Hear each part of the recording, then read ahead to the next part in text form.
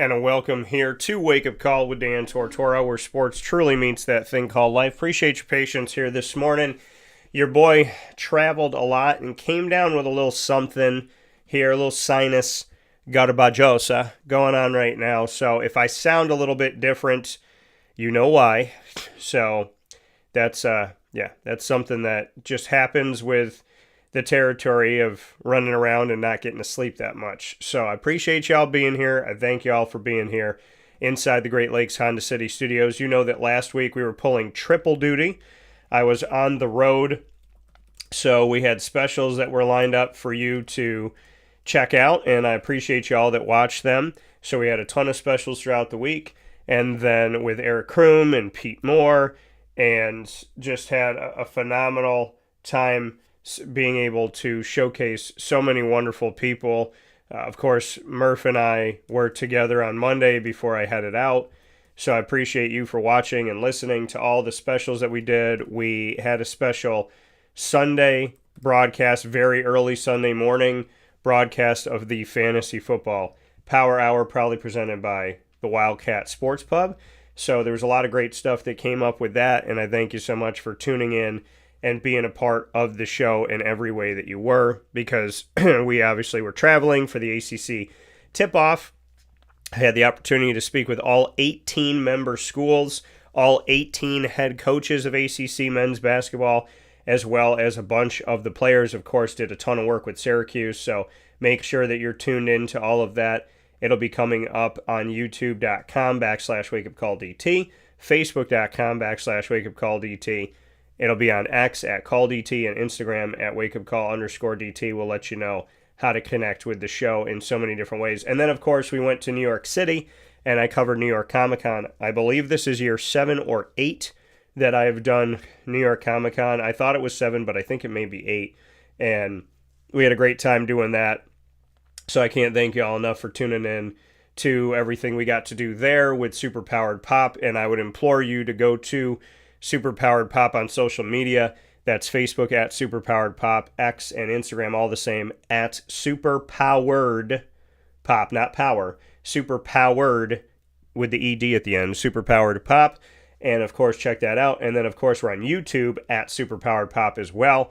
And you could see my interviews with Michael Chiklis and Johan Griffith, as well as my interview with Ruben Najera and Paul Walter Hauser. So a lot of great stuff that we got to do with that, including all of my news that I got to see, from Vision Quest and Paul Bettany surprising everybody, to the Daredevil Season 2 trailer, to what's coming up with X-Men 97 in another season, and the fact that they are already greenlit the season after that. So many cool things I got to see and share with you, and still more things to come, including my Fantastic Four First Steps experience with the real Herbie. So a lot of cool stuff coming up on Superpowered Pop, so make sure you check that out. And thank you for being here on Wake Up Call. We are up and down the East Coast, the Midwest, the West Coast, and all around the globe on YouTube.com and Facebook.com, both /WakeUpCallDT, and on WakeUpCallDT.podbean.com. So however connected with the show, thank you so much for tuning in. Like I said, this is the Great Lakes Honda City Studios, and Great Lakes Honda City coming to you on 7140 Henry Clay Boulevard in Liverpool, New York. Do not miss an opportunity to get out to Great Lakes Honda City. They're open Monday through Saturday for sales and service, and they would love to see you. So make sure you get yourself out to Great Lakes Honda City and experience all that they have to offer you all throughout the week. And of course, their new and used vehicles are there on GreatLakesHondaCity.com. That's GreatLakesHondaCity.com. So make sure that you check that out, and you can get a sneak peek of everything that they have to offer by going to the website. So very happy here today that we were able to bring on Murph for a little bit. And so he's going to be joining us from the road. So you will not see his face, but you will hear him. And so Murph will be with us. We're going to put his picture up so you can see his mug while he speaks with us here on Wake Up Call with Dan Tortora. And of course, we were off yesterday with it being a holiday. So I hope that you enjoyed your Columbus Day. I hope that you had a nice time with your family. I hope you slept. And I hope overall that you're having a great day today and a great start to your week. And of course, happy October, because a week from today, it's going to be my birthday. So on October 21st, and a belated happy birthday to a brother of mine, Mr. Jason Lucas. So happy birthday. His birthday was yesterday on October 13th, and a big time happy birthday goes out as well to my former producer, Mr. Niccolo Cicero, his birthday being on October 12th. So a happy birthday to that. And with that being said, we brought up a different slide here. Got to keep you on your toes here. So let's bring in Murph this morning. Murph is with us here on Wake Up Call with Dan Tortora, where sports truly meets that thing called life. And let's bring him in. Murph, how we doing today? Doing good, my friend. It's cold out here, man. When did Mother Nature turn on the air conditioning? It's cold out here. Yeah, no, she definitely made it a little bit cool. Now, it was perfect. Now, in Charlotte, it was nice, it was warm, and it was absolutely perfect in New York City to walk in, because I could wear my sweatshirt without sweating, and I could, it was sunny outside, but it was cool. But then it got a little drizzly, a little rainy, and if anybody's been down in New York City when it rains, it's just like, it's like blah, because the streets are dirty, and the smells are already there. So when it rains in New York City, it's just like a different feel to it. But like being down in New York City was so much fun, and the experience was great. Like I tell people, I love to visit, and as soon as Comic-Con's over, then I need to get out of there. But, it's definitely something that I appreciate getting to do every single year outside of COVID, when I think they went totally digital or whatever it was that year. But definitely appreciated being down there, and happy to be here with Murph today. We got a lot of things to discuss, a lot of things to talk about. We're going to start with baseball, Murph, and jump right into the world of baseball and just get your thoughts. We got our Final Four, and Seattle, who I have winning it all, had to bring us into extra innings. Read all about that. And, it was crazy how long that game was. I fell asleep. I tried to stay up because I was obviously covering New York Comic-Con, and I was spending many, many hours there. So I did my best to stay up, and I ended up falling asleep before I saw who won that game, and it ended up being back and forth, and eventually we saw the victory go to the Seattle Mariners, so it keeps my hopes alive of having my champion, and it was a great series. So we got to see that. We got to be excited about that and have some fun with it. Sad for the Detroit Tiger fans, but happy that they at least got to the next round, because they did kind of come into the playoffs limping. And so we have Seattle and we have the Toronto Blue Jays. And on the other side of it, we have the Dodgers and we have the Brewers. And the Brewers went all the way to Game 5 with the Chicago Cubs. And the Cubs had an opportunity of knocking out the team that had the best record in baseball. So now that we've gotten to the Final Four, Murph, just to speak on how we got here and what your thoughts are, where the Mariners and the Brewers had to give everything they possibly could to get there, whereas the Dodgers had a little bit easier of a road, and the Blue Jays were able to handle the Yankees outside of one game. Yeah, it was, a fun division series, and there is one thing I do have to mention real quick. Yankees lose! Just had to get that one out there. If you haven't seen the clip with Vlad Jr. and David Ortiz of the Fox Post game, oh my God, it was absolutely hysterical. And they were doing it nonstop. But yeah, that was great. Blue Jays basically were just the better team. They beat up on the Yankees pretty good. Then, you had the 2 Game 5s, like Seattle and Detroit. What a Game 5 that was. And, to go 15 innings, people forget that in the postseason, there's no ghost runner. Yeah. Which, as some of you know, I think the ghost runner is a stupid rule. But, either way, there was no ghost runner, and the pitchers were dealing. So it took every bit of their power to manufacture a real run, and Seattle ends up doing it in the bottom of the 15th, and they walk it off and they move on. And we all thought, hey, going into Game 1 of the ALCS, the pitching was going to be depleted. They got to go on the road to Toronto. North of the border is never exactly an easy place to play in the postseason. And what do? They take both games in Toronto and are going back to the Pacific Northwest with a 2-0 lead. So huge kudos to them. I'd be thrilled to see them make the World Series. They've never even made it to the World Series, so that would be really fun. And then you kind of look back at the National League, you see, Milwaukee and Chicago. There was a point in that series where you thought the Brewers were just, going to waltz into the NLCS with a 3-game sweep, and series went back to Wrigley, and the Cubs made it interesting and won 2 games. So, big kudos to them for forcing Game 5. Obviously, it didn't end in their favor, but the Brewers, I think, were just the better team. And then you get the Phillies and the Dodgers, and all I have to say about that, what a brutal way to end that series, man.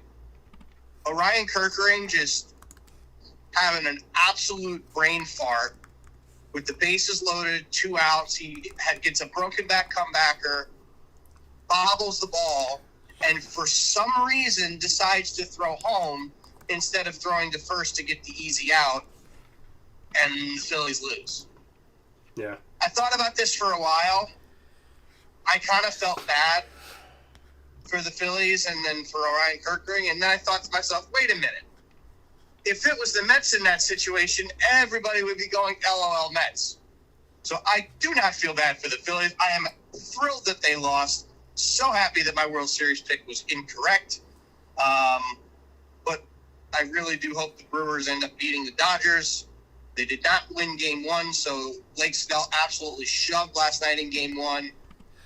So far the Dodgers are looking like they are, the big bad Dodgers, who are the defending champions, and only won 92 or 93 games or whatever they won this year. But it doesn't matter if they win 102, 92, 86. They're still going to be there in the postseason. They're still going to make a run. And when all is said and done, it would not shock me one bit if the Dodgers are repeat World Series champions. First ones since 99 and 2000, but we'll see. Yeah, and it's been like you said. I mean, and I appreciate you giving the journey of these teams to get to where they are right now. The Dodgers, maybe the magic sauce is to not win 100 games in the regular season, because people are complaining, they won this many games and they got to go on the road and they have to blah, blah, blah. And, they got to sit out and they got to do this. And when they lost to the Diamondbacks, it's like, it's because they got to sit. And it's like, bro, they automatically advanced to the first round. You're complaining that because they sat, they weren't ready. And it's like, would you rather sit or would you automatically advance and not have to go through it? The Diamondbacks that year had to go through the Brewers. They had to go through the Dodgers. They had to go through the Phillies. And so, I mean, the argument's been like, the Dodgers win over 100 games a year, and then they sit. And when they sit for a couple days, it works against them. So I was like, maybe that's the magic thing. Don't win 100 games. So now the Dodgers are moving on here. They take down the Phillies, and the Brewers, who look like they could be potentially have some chinks in the armor, so to speak, some weaknesses there. They're going up against the big, bad, mighty Dodgers. The Dodgers are the 3 seed. The Brewers are the 1. And we'll see if the Brewers truly are the 1. As, like you said, the Dodgers took Game 1 in Milwaukee, and Game 2 is coming up today at 8:08 p.m. Eastern Time on TBS and True TV.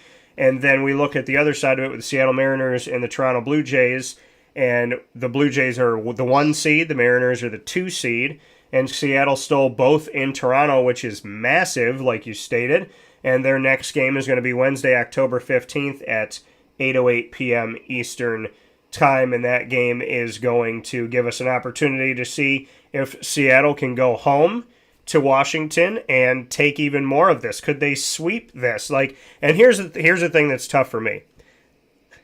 I want to see Seattle because of Ken Griffey Jr. growing up, because of Cal Raleigh right now, because I obviously I picked them, so my prediction as an impartial broadcaster on that side of it, I want to see them.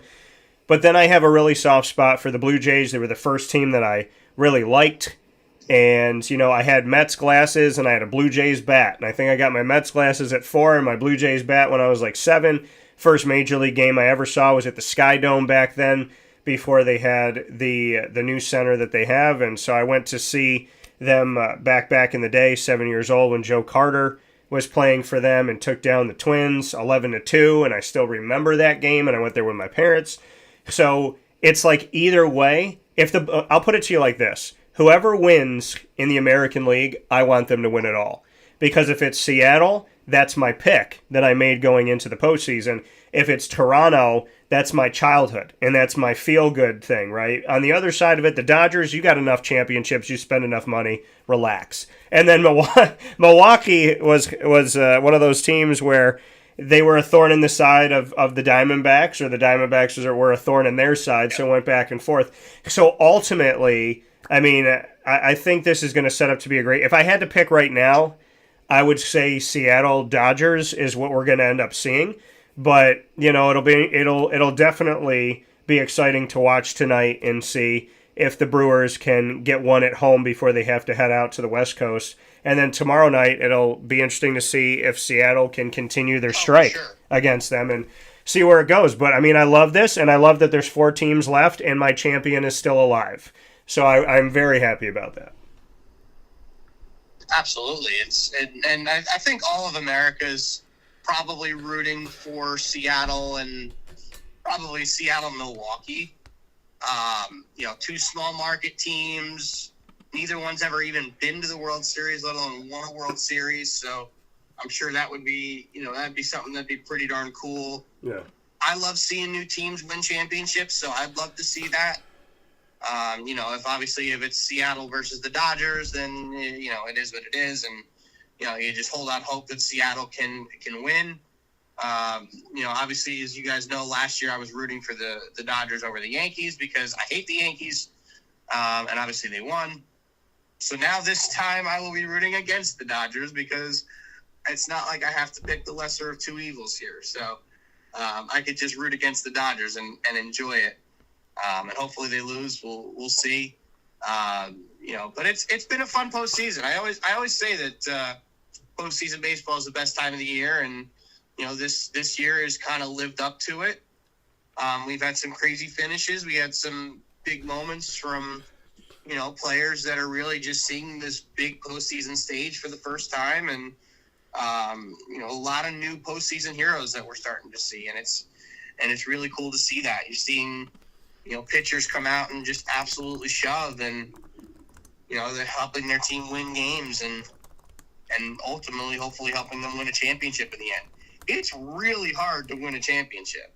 So whoever does, whichever of these 4 teams gets to do it, big tip of the cap to them, because it is not an easy thing to do. No, it's not at all. And, I've seen it. I saw it with my Diamondbacks in 2001.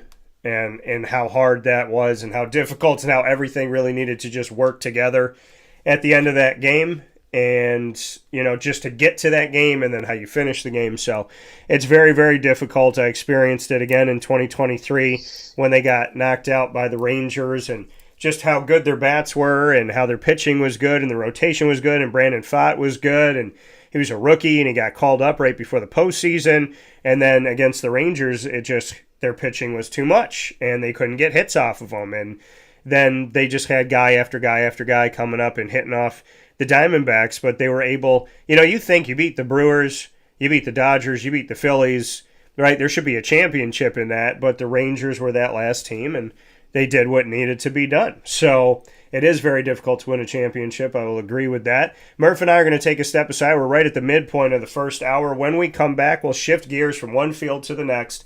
So after being here with the 2025 Major League Baseball playoffs, which continue tonight with the Brewers hosting the Dodgers for Game 2, and tomorrow night on October 15th, when the Mariners get to play host for the first time in their series with the Blue Jays, up 2-0 on them Jays. So that's what's coming up in baseball. Football, college football, Week 7 the college football rankings, the college football firings. Why are the coaches still voting for Illinois? We'll discuss it all right after this fast break on Wake Up Call with Dan Tortora inside the Great Lakes Honda City Studios. We gotta check the coaches. There's some type of, I don't know. There's some type of drug that must be in that room. I don't know if they're on that ganja. I don't know what's going on that they're voting for Illinois still. We'll talk about it right after this. Might be the ayahuasca.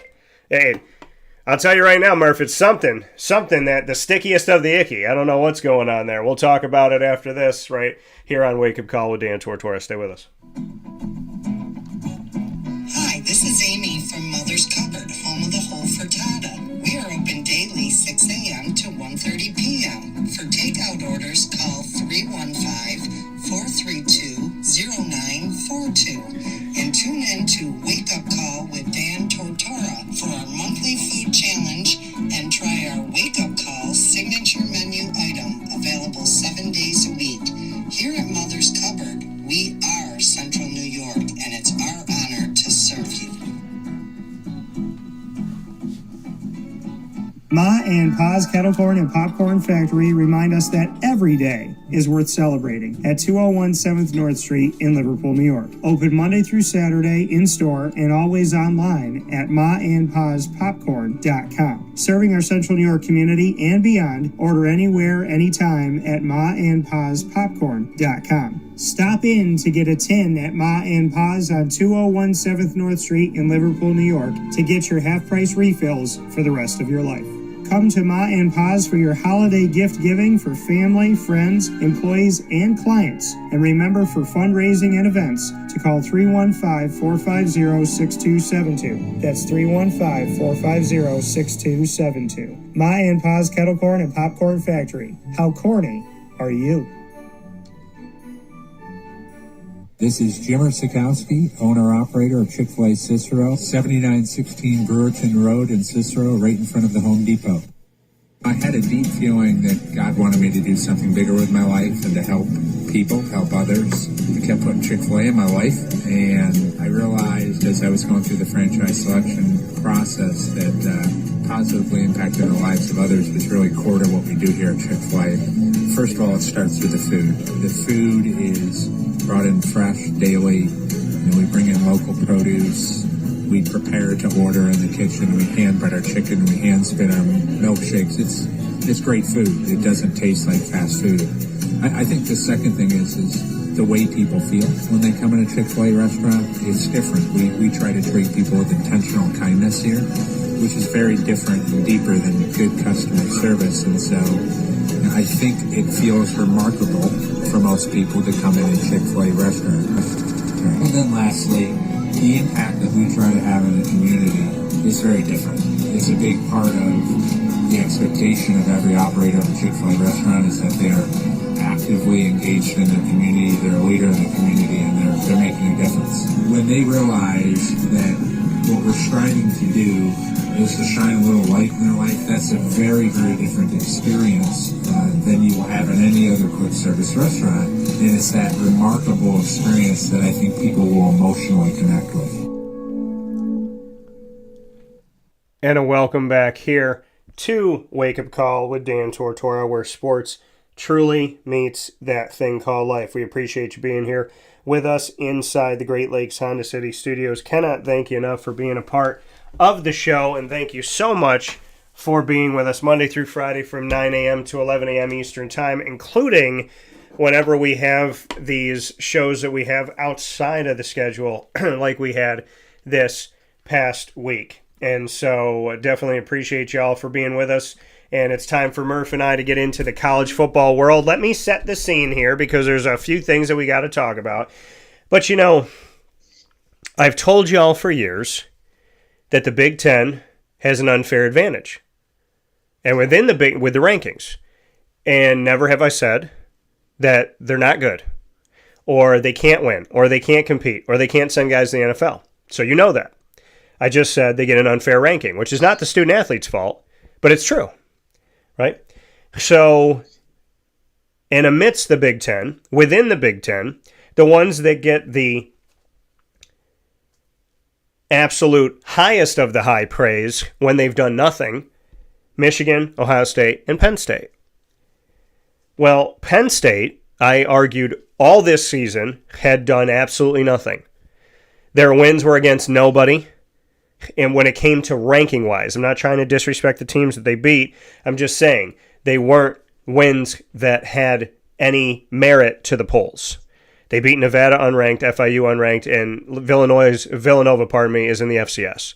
Villanova, how about that? Let's merge Villanova and Illinois. Let's talk about that. But you put all these schools together and you say, okay, Syracuse has better wins than Penn State has. So if Penn State's in the top 5, then Syracuse should be in the top 25.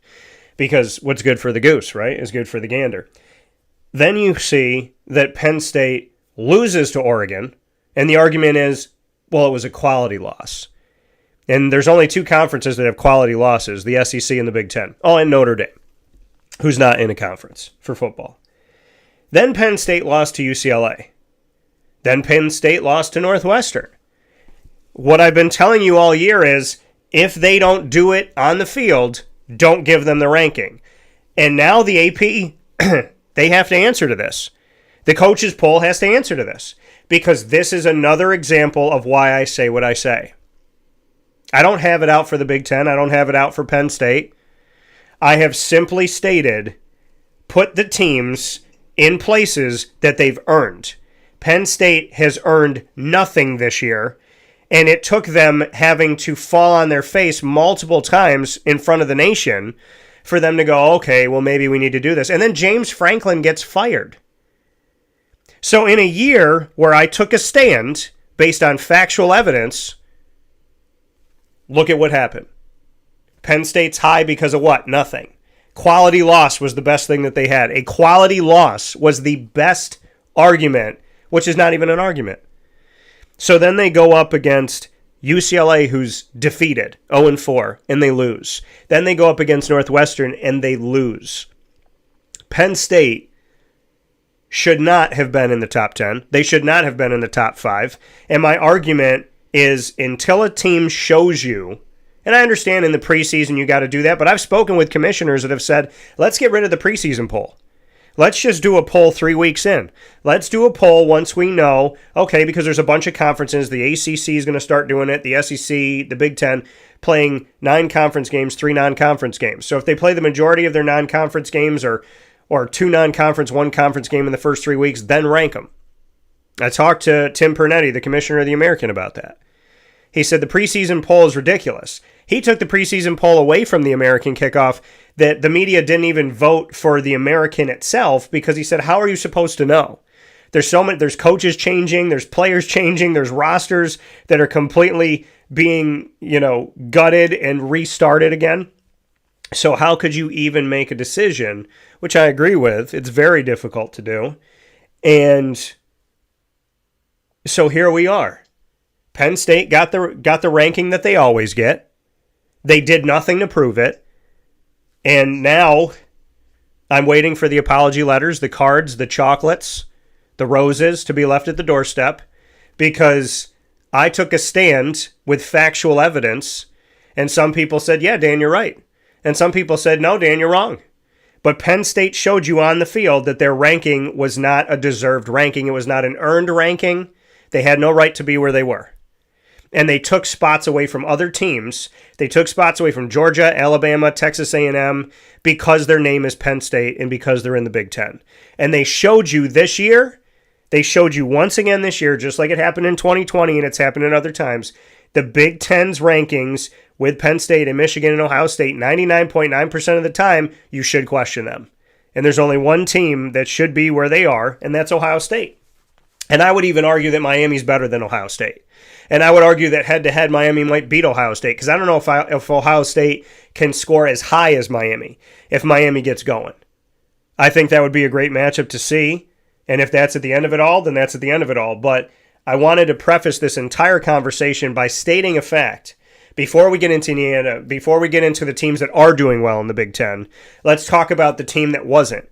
Because now nobody wants to talk about Penn State. Now everybody wants to pretend like they didn't go up against somebody about Penn State and about the rankings of Penn State. But we have to talk about it because their coach has been fired. They lost to 2 not good teams.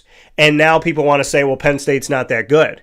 But I said Penn State wasn't that good in the beginning. And people wanted to listen. Some people didn't. The reality of it all is they showed you on the field, just like I said, prove to me on the field that you should be there and I'll put you there. Prove it to me and I'll put you there. When Ohio State won the national championship, I said, all right, when they beat Texas in the Cotton Bowl, I was at that game and I said, damn, that's a good team. All right, respect. Because they really didn't get tested that much going in, right? They played Oregon twice, and those were good games. But outside of playing the Oregon game, where did I really feel like Ohio State got tested? They didn't get tested by Indiana last year. They didn't get tested by the majority of the Big Ten. But when they beat Texas, I said, all right, props to you because y'all killed it out here and you did a good job. And then they took it to Notre Dame. So all the credit goes to Ohio State. I give credit where credit is due. But there was no credit due to Penn State. They were going to an ATM with no money in it trying to take money out. And I took a stance, and my stance has been shown by Penn State's output. So before we get into Indiana, which I know Murph wants to talk about, we have to talk about the fact that I warned people for weeks and weeks and weeks and weeks from the beginning of the season, before we put Penn State on the top of the mountain, let's make sure they should be up there. And obviously you found out they shouldn't be. Well, that happens all the time. I mean, look at Florida State last year. Seriously, I mean, it's top 5 team at the beginning of the year. They go, what, 1-12, 1-11? They were top 10, and after they lost that first week. They were top 10. They weren't as high as Penn State, but they were top 10. Number 10. Yeah, so they were up there. Yeah. They were up there. So the preseason rankings can be misleading. And we know that. And the only thing you really have to go off of with preseason rankings is looking at what a team did the year before and saying, okay, what did they lose? What did they get? Where do we think they're going to be this year? You know, first couple weeks of the season, you know, if you play cupcakes, it is what it is. Eventually, you're going to play a tough team. Penn State did that with playing Oregon, and watching that team play Oregon, I saw probably a top 15 team. Maybe not a top 10 team, but a top 15 team. And then they go out west and they get embarrassed by UCLA. And then they come back home and they get embarrassed by Northwestern. And James Franklin's now out on the street $50 million richer. Yeah. These things do correct themselves over time. Sometimes. Yes. Sometimes. Like this Penn State scenario, it corrected itself. Yeah. Right? Fine. Yeah. You know, you were saying all year you didn't think they were that good. I disagreed with you. You were right. You know, we're watching a team now that, you know, you see that they're going to be losing Drew Aller for the year. They just fired their head coach. I don't know what Penn State's going to do this year. They may not win another game the rest of the year. No. It's not impossible. Yeah. You know, I don't know who's going to be their next coach. I saw that, you know, Matt Rule's probably a serious contender for that job, but I don't. He even wants to leave Nebraska with how well they're playing right now. I don't want to interrupt you, but I want to make sure that we make best use of the 15 minutes that we have left here before we jump into Binghamton. Are you surprised that they fired James Franklin? Because I have thoughts on it, but I want to know if you were surprised. No, not at all. There's been calls for it for the last year. You know, with him not being able to win the big game. When you lose to a winless UCLA team as a top 10 team in the country, and then you come back home and then you get embarrassed by another bottom feeder of the Big Ten, you can't survive that. You can't.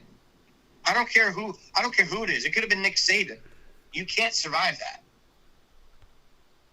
Well, and you look at the fact that, and I brought this up within the last few weeks here, Penn State 4-21 under James Franklin when facing top 10 ranked teams in the country. In 25 games of doing it, 4 wins in 25 tries against the nation's top 10 ranked teams, which is hysterical because Penn State is typically a top 10 ranked team. And that's been my argument. How can they be a top 10 team when they're 4-21 against top 10 teams? Why would you keep putting them in the top 10 year in and year out when in the James Franklin era, they don't win those games? And this year, they hadn't done anything. By the way, some irony, Villanova's ranked in the FCS top 25. So, Penn State's not, but Villanova is. And Villanova, again, Penn State's in Happy Valley. Villanova's in Philadelphia, both in the state of Pennsylvania. So Villanova won the Battle PA against Penn State this year in the sense of where they're at right now. But I want to be clear about something, and I use the word deserve, and I don't like that word, so let me lean on the word earn. They didn't earn it. I don't like the word deserved because I don't think any of us deserve anything. Jesus died on the cross for us, and the word deserve just doesn't fit with me in my vocabulary. So let me say the word earn, and when I said that Penn State fell on their face, I'm not laughing at them. I'm not happy that they did. I'm not, ha-ha, look at you. I'm saying that, they tripped, and we all trip, and we all have moments, and we all go through tough times. I wish no bad on Penn State. I wish no bad on James Franklin. The sad part of this, Murph, is that I saw this coming. When they lost before anything, I genuinely, when they lost to Northwestern, I thought to myself, are they going to fire this guy? And here's the thing that's insane to me. James Franklin went to the college football playoff last year. James Franklin won a college football playoff game. I think it was his 100th win at Penn State. His 100th win coincided with winning the school's first ever college football playoff game in their first ever college football playoff in a decade of the college football playoff. And I was there in the room with James Franklin after this game had happened. And obviously I was at the game covering the game between Penn State and SMU in the first round of the college football playoff. So, this is truly a what have you done for me lately, because yes, over time, we can argue the 4-21 and we can argue the bad losses back to back, but we still have to remember, Murph, he brought this team to their first and only trip to the college football playoff. And so if they're willing to fire him less than a year from that moment, whatever coach goes into Penn State has to understand something. This is like an SEC school. If they don't like you in the first 3 years, they might bop you out of there too. Yeah, 100%. But, you think of it this way, though. The bottom line is, Penn State's a program with a lot of history, with storybook history. Yeah. You can't expect to lose. Like I said, you can't expect to lose to a winless UCLA team and then lose to a Northwestern team that's arguably been the bottom, the cellar dwellers of the Big Ten in the last few years and expect to survive. Yeah. I don't care who you are. You could have Nick Saban in there. You could have, Urban Meyer in there. You could have whoever in there. You ain't surviving that. And I don't even think it's a what have you done for me lately. It's you should not ever lose this game. The fact that you lost this game is embarrassing. We talked about when, Florida lost to South Florida, that I don't think that's a game you should lose, and I think that was an embarrassing loss, and it was. Losing to UCLA is worse. South Florida is at least a decent, a solid program. They've been getting better over the last few years. UCLA's been awful. I get that they were a Pac-12 team and now they're in the Big Ten, but this program in the last probably half decade has been horrendous. How on earth could you possibly survive even with the $50 million payout? They basically said, here you go, here's your check, see you later, buddy. Yeah, same thing with Jimbo Fisher and at Texas A&M. And remember that in recent history, before they parted ways with Jimbo Fisher, Texas A&M beat Alabama. But this is the problem in the Big Ten and the SEC, definitely in the SEC. If you do something in 2025 in the SEC, you beat Alabama in the SEC this year, now your fan base is expecting that you beat Alabama every year that you play them. And if you don't, you could be fired. So it's this weird thing where you do something that's almost never done by the school, but then once you do it, you have to do it forever. And if you don't do it, then you could be let go. So instead of being wow, man, we have this coach that helped us win this game that we never win, now it's in a place of you better do it every year or else. So they punish you for your success, just like Dabo Swinney at Clemson. He's being punished for his success. What was Clemson before Dabo? Nothing. And what is Clemson going to be without Dabo? Hopefully they don't have to find that out for a long time. But I do want to go to Indiana, and I want to give Indiana some flowers here. They're 6-0. Now they got one vote in the coaches poll to be the number one team in the country, and I'm going to tell the coaches slow down. And they got voted in the AP 3 votes by the media to be number one in the country. I'm going to tell y'all to slow down, because let's look at what they've done. They beat Old Dominion unranked, Kennesaw State unranked, Indiana State unranked. They beat Illinois, who was a top 10 team at the time, and these are the moments where there are certain cases where I want to talk if a team should be in the top 10. Like if you have a win over Penn State, like what does Oregon's win over Penn State mean now? Nothing, right? It doesn't mean a lot right now. What does a win over Illinois mean? To me, that doesn't mean anything. I know it's the Big Ten, but Illinois is a team that was ranked 9th in the country. Again, like Penn State, ranked in the top 10, taking up a spot that they did not earn. And what did they do? And this is not like just preseason. This was during the season that they were in the top 10. Illinois lost that game by 53 points. There's no reason why they should be there. So that Indiana win over Illinois, I don't even look at that as a quality win. The quality win I look at is the win that they have over Oregon, because I do believe Oregon's a good team. And be it Dante Moore or Dylan Gabriel or Bo Nix, this team's been really good under Dan Lanning. So I want to give them their flowers that they beat Oregon 30-20, and they won that game on the road. So not only did they win it, but they won it on the road. So if I'm on the College Football Playoff Committee, I'm saying you won by, I'm going to say, number 1, you beat Oregon. Number 2, you beat them by 2 scores. Number 3, you did it without overtime. And number 4, you did it on the road.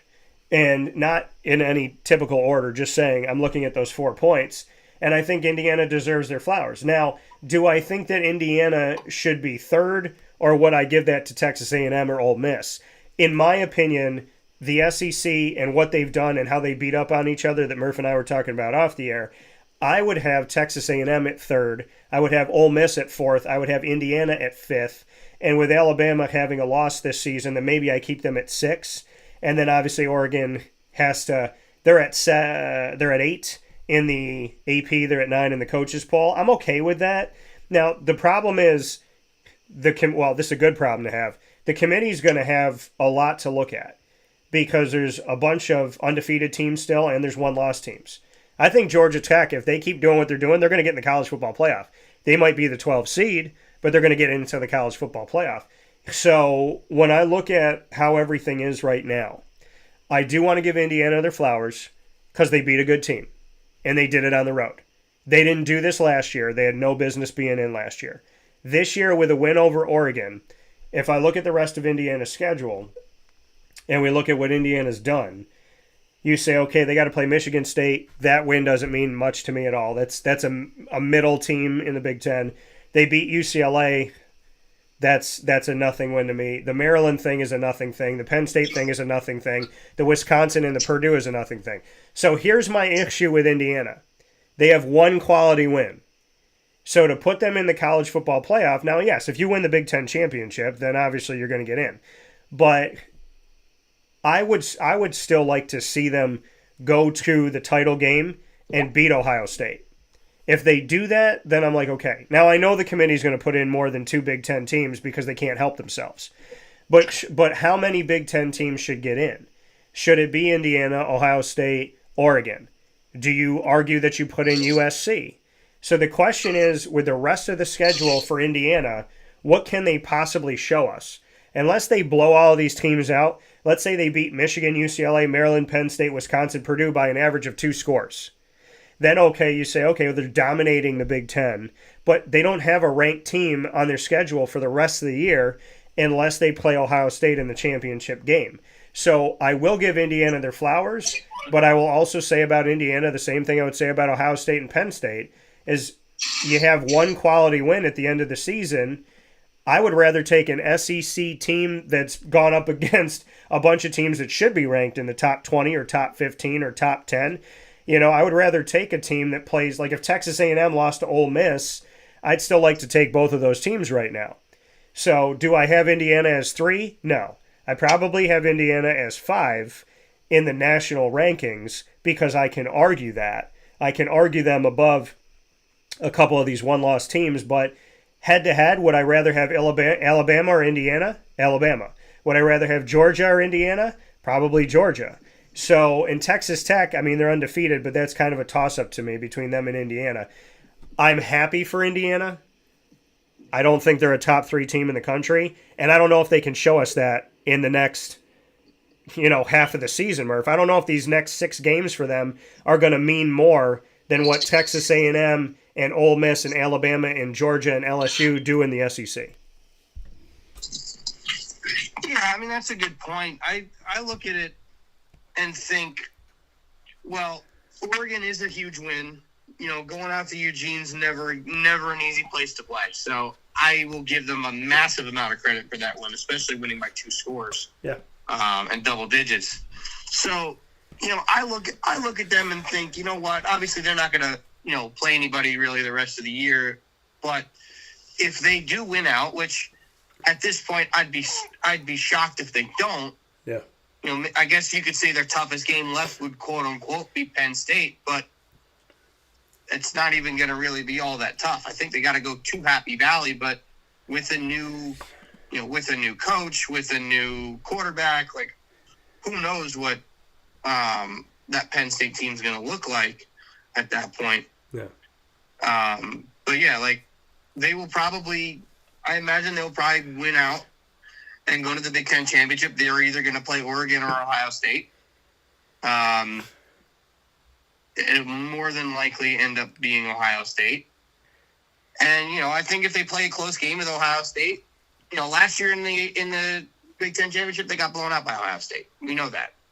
This year, if they play it competitive, like if they lose by less than 2 scores, like if they lose by a touchdown or less, I'd still consider them to be a, probably top 6 or 7 team at that point at the end of the year, with the big win over Oregon. And to answer your question from before, I don't see a 4th Big Ten team getting in. Yeah. Because if I'm looking at this right now, like USC is the next best, and they're currently ranked below USF, below BYU, below Vanderbilt. Like one of USF and Memphis is going to get in as the 5th conference champion. Who I don't know yet. They play each other in a couple of weeks, so we'll find out. I haven't seen Memphis play. I have seen South Florida play. South Florida didn't impress me that much, but it's we'll see. That remains to be seen. They've played they've kind of dominated the rest of the American. After getting blown out by Miami in those most recent 3 games. So ultimately, I'm looking at the top 12 right now, and obviously Georgia Tech would probably be the odd man out for one of USF or Memphis, whoever ends up winning. Whoever ends up winning the American. But, like Tennessee's really good, LSU's really good, Georgia's going to be there. I imagine Texas Tech will probably win the Big 12, so they'll be in. I'm looking at this right now, and I see 1, 2, 3, 4, 5. You might have 6 SEC teams. You very well might. Then you get your team from the American, that's 7. You'll have 3 from the Big 10, that's 10. Yeah. And then you're probably looking, Texas Tech will be your Big 12 team, and that's 11. And, at this point, it's Miami's your ACC champion.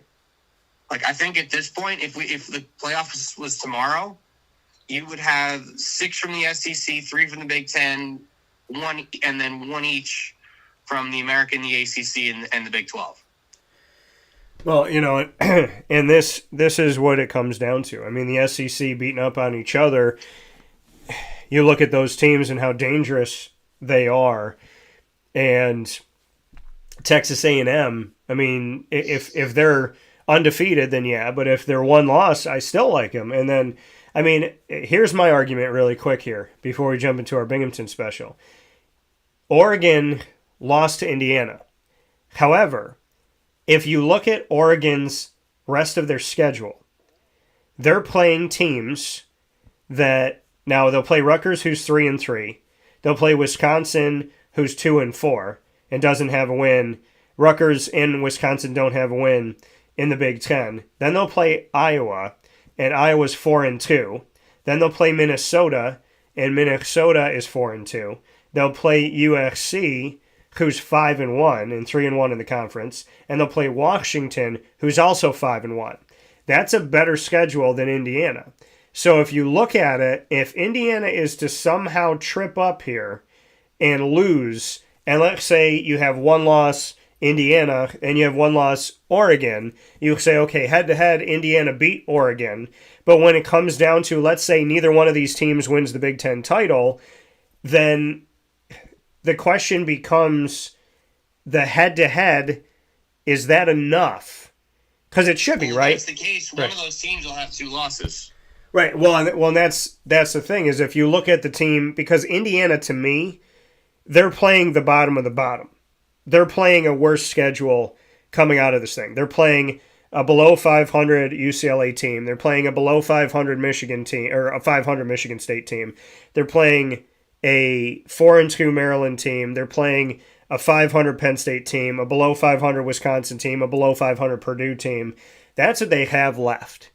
And so that win over Oregon, yeah, it's big, but if Oregon is able to make it to the promised land here and they get to play in this final game, I mean, if it's Indiana versus Oregon, then that'll be something. But if Ohio State makes it to the end here and Ohio State beats Indiana, and let's say Indiana has that one loss, and let's say Ohio State blows them out, then Indiana has the win over Oregon. Do you still put Indiana in because they beat Oregon head-to-head, which obviously head-to-head should be that. But I guess the question becomes, if Oregon had a bad day, then how do we make this case? Now, I'm for the head-to-head. If you beat somebody head-to-head, then that's the determinant, right? Because you look at the rest of their schedule, but you say one loss on this side, one loss on that side, but head-to-head, Indiana beat them. But if Oregon is not in this college football playoff, I guess the question becomes, does it all come down to the fact that Indiana had a good day against Oregon and then beat a bunch of who cares teams along the way? Because if they both have one loss at the end of the season, head-to-head, Indiana beat them, so you have to put Indiana in. But then what do you do with Oregon? I'm going to tell you right now, it's not going to be a problem. They're both getting in at this point. Like, if all else stays the same, Indiana wins out and then loses to Ohio State, they're in basically no matter what. And Oregon with one loss to a top 10 team, they're going to be in. I'm looking down the rankings and I'm like, who else would you maybe consider? Like, maybe Oklahoma, but they still got a lot of tough games on their schedule. They still got to play Ole Miss. They still got to go to Tennessee. They still got to go to Alabama. They still got to play Missouri. They still got to play LSU. Like, the SEC part of this thing can change a lot because most of these SEC teams are all 5-1. But I don't really think USC would be considered. I mean, maybe Nebraska gets a leg up if they beat USC, but I don't think they would get, to the point where they can make it. Yeah. Unless Cincinnati beats Texas Tech for the Big 12 championship, I don't see them getting in. I don't see Utah. We already know one of Memphis and USF will get in. I feel like Miami's going to run away with the ACC, so, maybe emphasis on maybe you look at Georgia Tech, but, they'll be in Indiana from last year. Who have they played? Who have they beaten? They beat Clemson. That's a good win. That's a decent win. But where's Clemson right now? Horrendous. So, I mean, if we're going by that same logic with the Oregon win over Penn State, we can kind of rule them out. But, I mean, things can change. Like, if Notre Dame loses to USC, they'll be done, which could happen. If they beat USC, they're going to find their way. They may end up still finding their way to sneak in. Who knows? But, things are going to change. I'm going to tell you right now, I would put money on it. Indiana and Oregon are both in. As of right now, they will both be in. I don't know what the SEC is going to be bizarre over the next few weeks. Yeah. There's a lot of big matchups, a lot of big games, a lot of top 10, top 15 teams going at it. Yeah. So we'll see ultimately what comes of those. Yeah.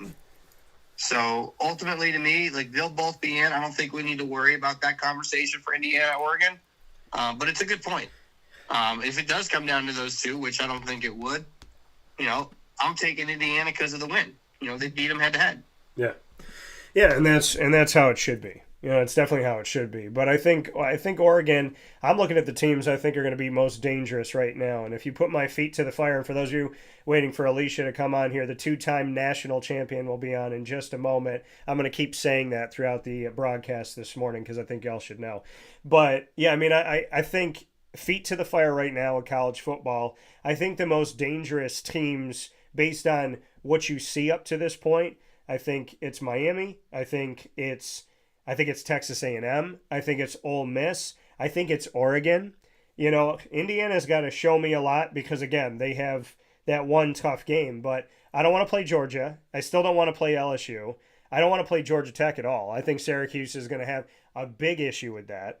And so, I look at Texas A&M and I circle them. There's certain teams that are probably not going to necessarily win their conference, but they're still going to be that very, very dangerous team. And I think we're setting up to have a fantastic ride here as Texas is back in the polls and making a case for themselves with 2 losses because they beat Oklahoma. Last year Oklahoma wasn't good. This year they are. So beat Oklahoma. Right. They laid the beating down on Oklahoma. And that's where they are absolutely deserving of being back in the top 25. Right. And this is where the confusion comes in because you got a 2-loss team that did what they did to Oklahoma. So it's going to make it all too interesting. That's why I believe the SEC could have its own playoff. Murph, as always, I appreciate having you here on the show. And, of course, we'll have plenty to come up with Murph very, very soon in the coming weeks. We'll have a lot to talk about. And one final note, because I said we talk about the firings. Unfortunately, a friend of mine who I appreciate tremendously, Trent Dilfer, was let go from UAB. And I kind of had a feeling going into the season this might happen depending on what went on. I'm sad to see it. And I pray for Trent and his family. And, of course, Trent knows he's always welcome here on the show. Always been good to me. Strong man of faith, man of God, even through all the adversity him and his family have been through. So I send Trent my love, and I know that he'll, wherever he goes in the next piece, the next moment here of his career, he's going to be okay because he's got a very strong and deep faith. He's got a lot of care and concern, and I think that the type of human being he is and what he fights for, we're going to see him at the top of the mountain. So UAB, you let him go. That's your deal, but I do hope the best for Trent. Murph, as always, I appreciate you, and I look forward to talking with you soon. Yes, sir. Take care. That coming from Brendan Murphy one more time here on Wake Up Call with Dan Tortora, where sports truly meets that thing called life. It is now time for me to bring in my next guest, and I'm very happy to do this with you every single week. We have Bearcat time right around 10 a.m. Eastern time weekly, and that Bearcat time allows us the opportunity in our exclusive multimedia marketing partnership with Binghamton University to showcase coaches, student-athletes, alumni, and the administration at Binghamton University here on Wake Up Call inside the Great Lakes Honda City Studios. I am here with Alecia Nicholas, who is next to me here, picture in picture. 2-time national champion, fought her way back onto the field, and is now on the field of the Bearcats as a women's lacrosse assistant coach with Binghamton University. So with that being said, it is my honor and my privilege for the first time ever to bring in Alecia. Alecia, how are you? Good. How are you? Thanks for having me. Of course. Happy to have you here and happy to be with you. We got a lot of things to discuss, but a 2-time national champion coming into Binghamton University. I mean, you know what it takes not only to win a national championship, but to do it at a Division I level. You did it with the Tar Heels of North Carolina. I've covered the ACC very, very closely, so I got a lot of respect for Chapel Hill. Bring me into those experiences for you and winning a national championship not once but twice when we totally understand that it feels almost impossible to get to one. Yeah, I think that I was very fortunate to be surrounded by a lot of talent. Obviously, Chapel Hill is one of the premier schools for women's lacrosse. So that is definitely it gives you a leg up for sure. On top of that, like both of those teams were very team oriented. Like every single person was valued, from someone who may have been like a scout player for their entire career to someone who was hitting the field as soon as they got here. Yeah, and I just think that's something that was really special about like both of those teams, having everybody be bought in and valued and feeling like they were valued. So yeah, and like you said, I mean, you gave credit to your team. It obviously is the sum of its parts, right, working together. But I want to go back to the beginning for you, and then we'll find our way back to North Carolina as well as to Binghamton University.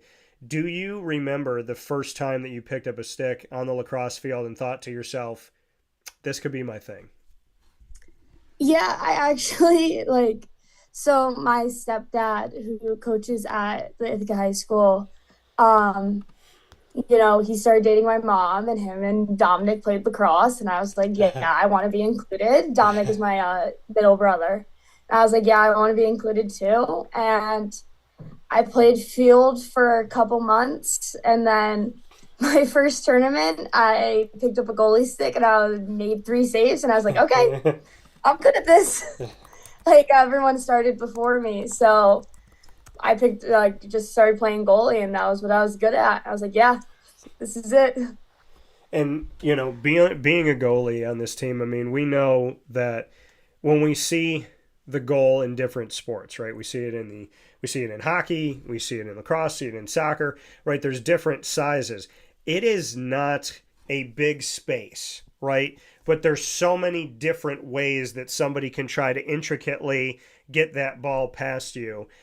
You have to have hand-eye coordination that is beyond, human. I mean, I'm guessing that, Alecia, they should check your DNA to see what type of mutation you had to be, essentially one of the X-Men. But how do you make those decisions in that split of a split second? Because you are, I mean, it's better than soccer, right? Where you're not guarding as much of a goal, but in the space that you are guarding, you have to be so quick on the trigger to all of this. And not only do you have to be quick to it, but you have to make sure that your body is going to be positioned in the right way and that you're going to be able to hopefully catch this thing so you can send it right back out and not have it in front of you so that somebody can pick it up and try to throw it in. I mean, the high octane, high energy, just speed of it all. Bring me into that.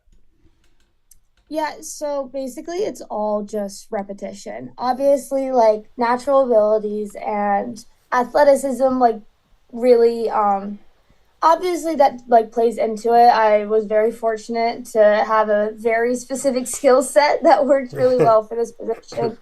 I've got quick hands, I pick up the ball well, and I'm pretty explosive, which works out well for me. But to really like be able to play at a high level, it's all about repetition. I think that, I know that in the position of goalie, as soon as you're thinking, it's kind of out the window. You have to be able to just react to the ball. So and the only way to get good at that is repetition and like really getting your body used to knowing how to react in every single situation. Like every single shot, you have a baseline, and then you just read it and go get it. That's really the bottom line, is just having those reps over and over, drilling good technique so that when you see those shots and they're coming 70 miles per hour at you, your body already knows what it's doing and you don't have to think about it. Yeah, you said like each shot has a baseline. Go into that a little bit deeper, what you mean by that. Yeah, it's not even so much each shot so much as like what you are doing. As like basically you have these like very specific skills that you work on. So it's whether it's how you're standing, where you're standing in the cage, and then like how you've trained your body to move. Yeah. How your hands turn, how your body gets down, how you step to the ball. Having all of those like basic fundamental skills and having them very like locked in is what like makes it so that you can move that fast, that quickly. Yeah, and you said it's repetition. I'm going to go to something that I learned because it's with any sport, and I look at basketball. You said you can't think. Like, if you think, you've already lost. I go back to one basketball game that I was playing in high school, and I went and I set up and I took a three, and I just trusted my form and I trusted my ability, and then I've done it a million times and I know how to shoot the ball, and it went in. And then the next one went in. And then I thought to myself, I looked at the clock and I thought, this one has to go in. And as soon as it was on my fingertips, I said, it's not going in, because I thought about it. So to that effect, because that hit me when you said that, because I feel that in basketball, the fact that you do your repetition, you plan, you practice, but that when you're in the game itself, you have to, because some people don't understand this, but when you're an athlete, you understand, like, you have to essentially not think and just trust your repetition and trust what you know. Mm-hmm. Yeah, that's pretty much it. It's like that's why I'm saying, like, to play goalie, you just have to rep it out, because as soon as you're like, oh, I need to, like, find the ball, I need to look at the ball, it's like it's all about getting into that, like, flow zone of just, like, you're almost not even looking at it. You're kind of, like, looking past it. It's like a weird, like, you just kind of go into your peripheral vision and see everything in front of you without actually, like, staring at it, I guess. Yeah. And that's kind of, like, the goal, but that only really comes if you can practice finding the ball on the head of the stick, practice being in your ready position, knowing how your feet are going to move, how you're going to, like, step to the ball, or if there's a feed, how your feet are going to move to turn to that feed. Like, it's really all about repetition, so that when you get into those game situations, you can just do. When someone's running at you, how did you know where to be? Because we talk about repetition in practice, but if somebody's coming down the field and they're looking at you, you don't know if they're going top left, top right, bottom, if they're trying to hit it at your side, if they're trying to get you to flinch, and then they're going to shoot it straight and just hope that you move. How do you know? I mean, is this just watching film saying their tendency is to go left? I mean, how do you know where to be? Because I know you said it's repetition and it's like trusting in yourself, but when the shot is coming and you don't know where it's going to be coming from, is it simply instinct at that point? Is it trust in yourself? What is it? So I think obviously it depends on how close or far they are away from it. But the great thing about lacrosse is that they're only going to shoot from the head of the stick. Like, that's like the, like, simplest form. And I'm a big, like, I'm definitely more of a traditional type of, like, goalie, but, like, the really, like, the ball is only going to come from the head of the stick. So if you can just watch the head of the stick, see, like, read the release, and then go and respond to it, you're going to be good. So if they're close in, like, yeah, you have to react to their fakes, but you really shouldn't be, like, releasing. You shouldn't be leaving your feet. You shouldn't be stepping to the ball until you see the ball leave the stick. So that's really, like, I try to keep it as simple as possible. And the simplest thing is, like, just see the ball come off the head of the stick. No matter where it is, you just work on finding the stick from the hands, like, hands up the shaft to the head of the stick. And then after that, the ball's only coming from there. You make it sound so easy. So, Yeah. So Alecia Nicholas here with us on Wake Up Call with Dan Tortora in this edition of the Bearcat Breakroom and our exclusive multimedia marketing partnership with Binghamton University. And, of course, we're here inside the Great Lakes Honda City Studios on Wake Up Call. Two-time national champion and new Binghamton women's lacrosse assistant coach. So when you get that call, and I'd love to know how this happened, how it came about, that, was it a connection that you had? I know you're from Ithaca, but, Stephanie Allen, the head coach of Binghamton's women's lacrosse team, how did it all come about that we have this upstate New Yorker back in upstate? Was it a relationship with Stephanie before? Was it a call that was unexpected? Bring me into it. Yeah, so I think it was just, like, a perfect, like, I had what they needed and they had what I needed. I was job searching this summer. Nothing had really panned out to where it was, like, good for both. And so I was like, I knew I was probably going to end up being at home, coaching lacrosse, maybe at the club level, just trying to figure it out. I knew I wanted to coach, and I'm like, if was kind of the process I had to take to get there, like, I'm fine with that. And then kind of at the end of the search, I ended up applying to Binghamton, and it was really just like a quick process of like, just shot me an email like, hey, we'd love to chat. And the good thing is I'm from Ithaca. There have been a couple girls from Ithaca play at Binghamton. Yeah. Steph has a pretty good reputation with my stepdad through recruiting and stuff like that. And so she knew my family, she knew who I was, and I just got on campus and we had a great connection, me and Steph and Shannon. And from there, it was just like, okay, let's get have a couple more meetings, and then we were good to go. And you said that it was they have what you needed, you have what they needed. Is the focus for you to zero in on the goalie position on the defensive side? Where are you brought on to essentially be that goalkeeper's other voice, so to speak? Yeah, so my main responsibility is definitely with the goalkeepers. Obviously, that is where my expertise is in. Yeah. And I'm definitely still learning every day. Like, I don't have it perfect by any means, but that's where the majority of my knowledge is. And then the rest, I do a lot with clearing.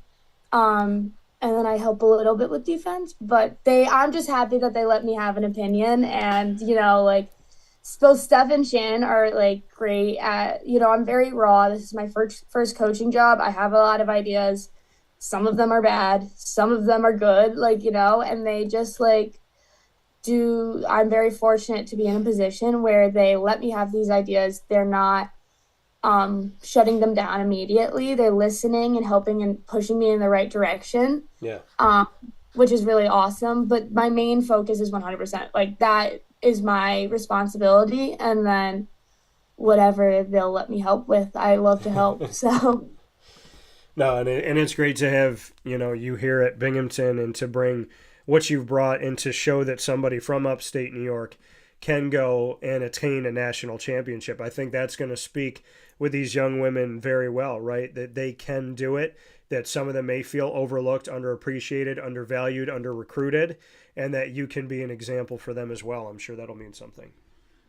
Yeah, I think, even, it's a little silly to say, but, I think that I even wasn't looked at until probably a couple tournaments right in my recruiting summer, and then finally, got some attention. Yeah. But, obviously I went to North Carolina, so I can't say that I was under-recruited. Yeah. But, I think there's a lot of value in the upstate New York. I always say that we're very gritty. There are multiple teammates that I've had at Carolina that have been upstate New Yorkers. They definitely know that there is value in the area. I've had a teammate from Vestal. I know some of our alums have been from Casanova. There's a girl from Skinny Atlas on the team. There's a girl from Rochester on the team. So there's definitely value in these upstate New Yorkers, gritty, willing to just kind of put the work in. And I think people see that. Yeah.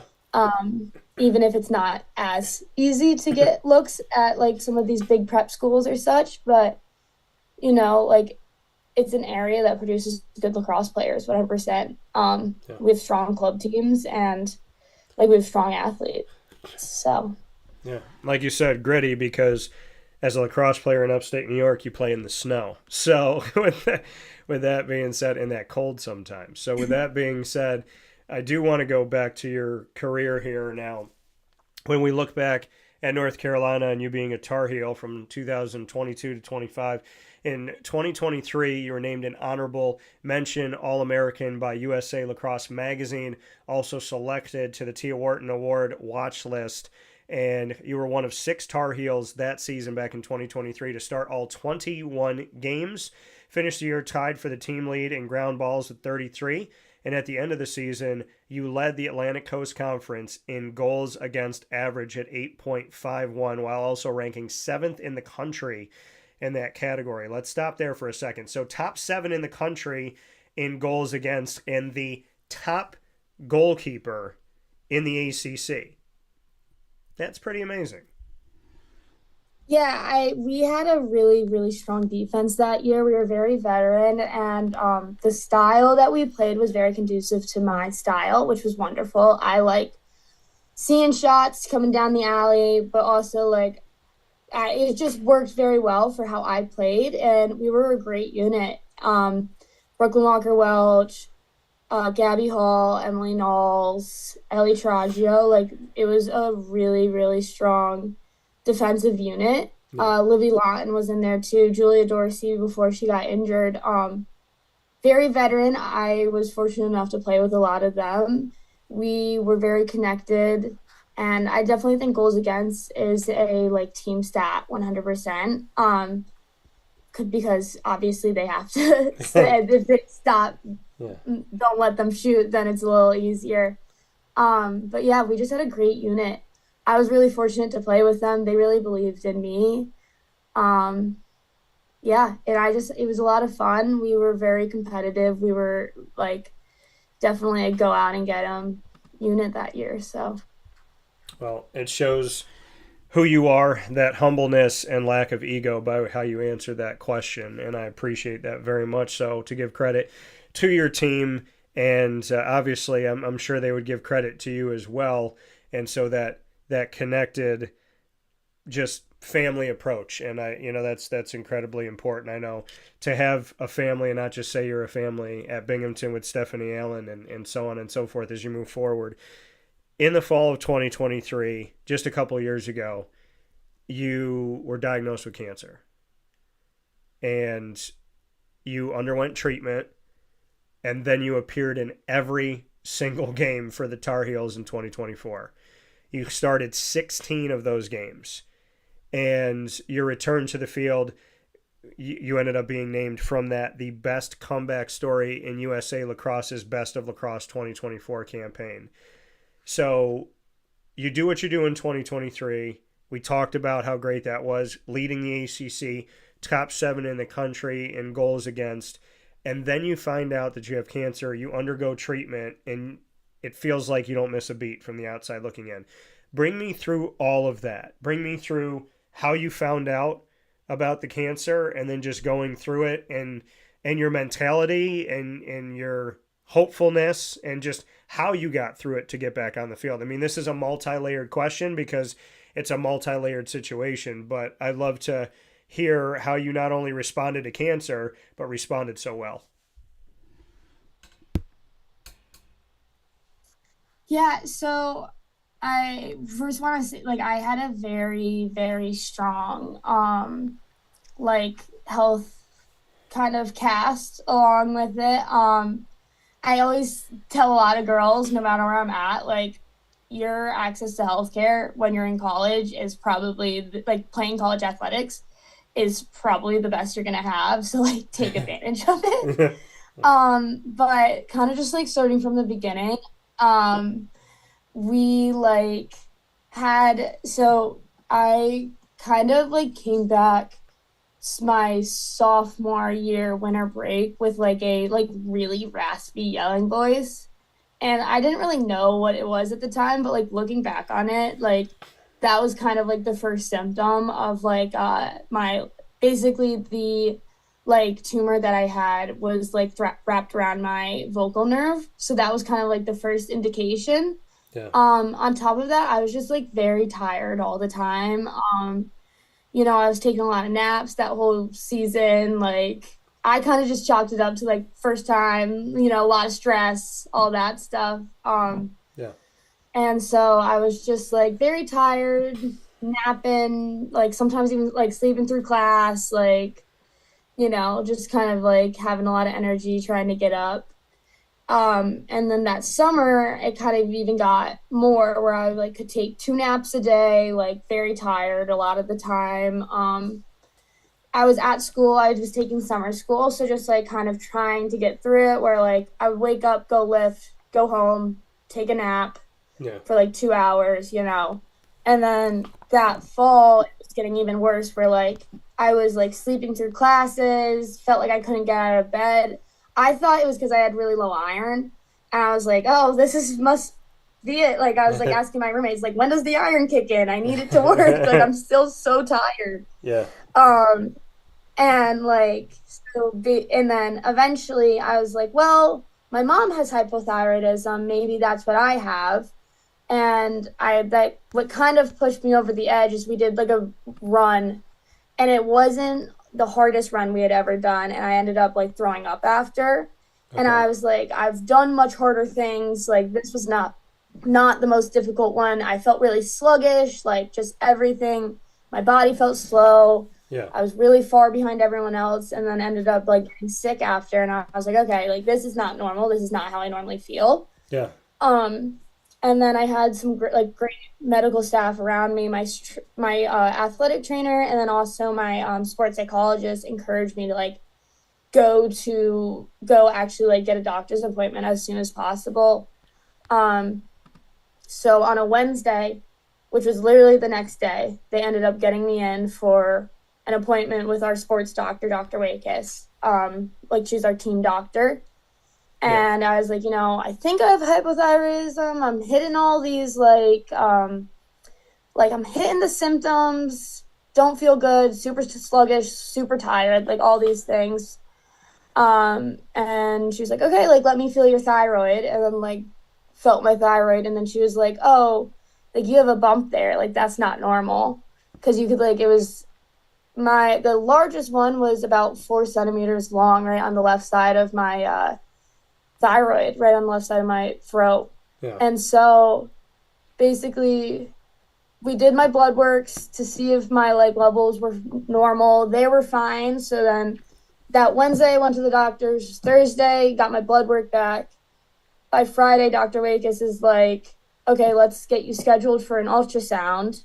Have the ultrasound on Monday. It comes back with microcalcifications, which is an indication of cancer. So, but they didn't tell me that at that point. Okay. So she was just like, okay, let's go get you like a small needle biopsy, which is basically like they just like poke you with a needle a bunch of times that has a little hole in it to like get cells. Yeah. And it was actually really convenient because her husband is an endocrinologist. So she was like, okay, I'm just going to get you in with my husband, Dr. O'Connell. So that I then got a appointment with him on Thursday. That's kind of when the first time that I like heard the word cancer. They're like, goiters, which are like bumps on your thyroid, are really common for people above 30. And like, they're like, so that's not, yes, they're common, but not common for 20-year-olds. Yeah. And then on top of that, like with my symptoms and with the microcalcifications, they're like, they're like, it's definitely a possibility that it could be thyroid cancer. That was kind of like the first time that I was like, oh, and then I got poked with a needle a bunch of times, which is not fun. And then that's kind of when the first time I was like, oh shit. Oh, sorry. No, you're good. But you're good. There's no FCC on the internet. You're fine. Okay. But I was like, oh, might have cancer. So I'm like calling, I called my parents, and then Jenny, our head coach, was kind of like, she was keeping up with it the whole time.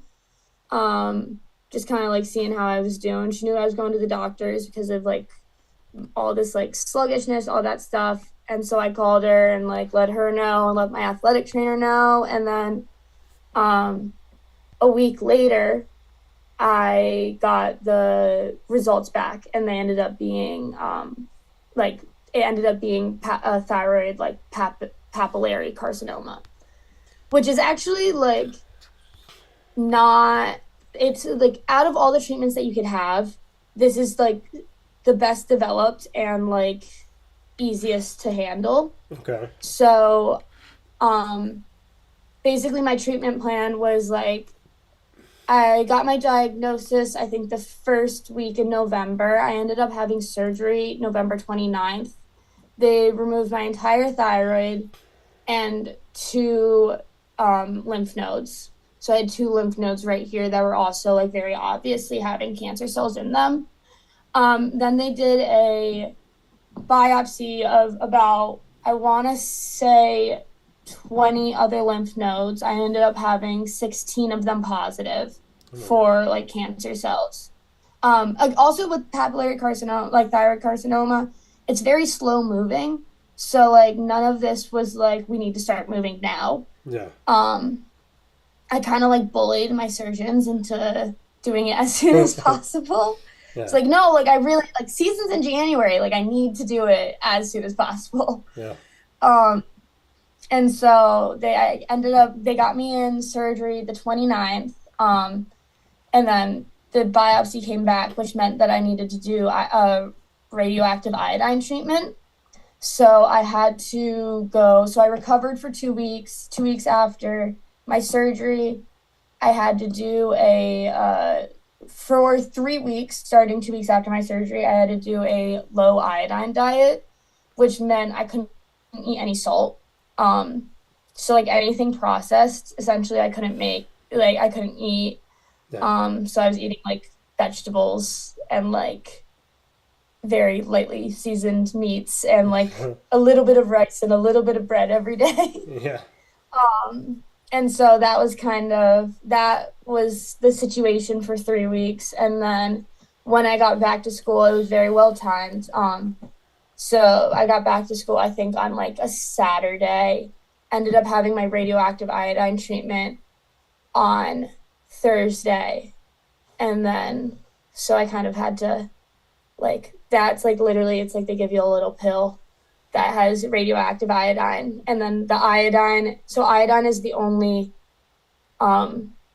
like your thyroid cells are the only part of your body that use iodine essentially. So that's why they do it. So they give you radioactive iodine and it goes in there and like kills all of your thyroid cells. So I was all swollen right here and radioactive. My roommates like couldn't be around me for long periods of time because I like literally was radioactive. That's crazy. And then Monday I was back at practice. They didn't let me play. I had to do a like re-entry thing, but I was back at practice. So I mean, my favorite character is Spider-Man, and he was bit by a radioactive spider. So like this is a real, like you said you were radioactive. So like you were told, but not fun radioactive. Not like I'm climbing on the walls and I can shoot webs. It's like you can't be near me because I'm radioactive. Yeah. So I mean, not as fun. So how did you do it? I mean, how'd you get through? Did you lean on faith? Are you a positive person? Like, how did you, because you're describing all of this and you're saying this to me like, hey, this is what I had to do, boop, boop, boop, boop, boop. But, you know, I mean, there's obviously the human side of it, right? You can be scared. You could be nervous. You could think, am I going to die? Am I going to be able to play again? Am I going to sound the same because it's my thyroid and we're dealing with my lymph nodes? So, I mean, how did you navigate through this? What did you lean on? Yeah, so I didn't actually, like, there was never really, like, a risk of, like, me, like, dying or, like, anything like that. Papillary, like, thyroid cancer is, like, 99% treatable. People only really pass away if they've, like, ignored it for years and it's, like, spread, like, extensively. So it was more, like, yes, it was scary because of the word cancer. Yeah. But after that, it was like, I was just like really focused on like, you know, I had this great fall ball. I felt like I was playing really well. Coming off of my sophomore year, I just really wanted to be on the field. Yeah. So for me, it was a lot of just like, what's the next step? Like I had a couple bad days where it just like sucked. Yeah. Where like, the day I found out on Thursday, I told the team on Friday, and then we had a fall ball scrimmage on Saturday, and I played the first quarter, and I just absolutely sucked. Like, I played so bad. I couldn't save a beach ball. Like, it was just, like, was so not there.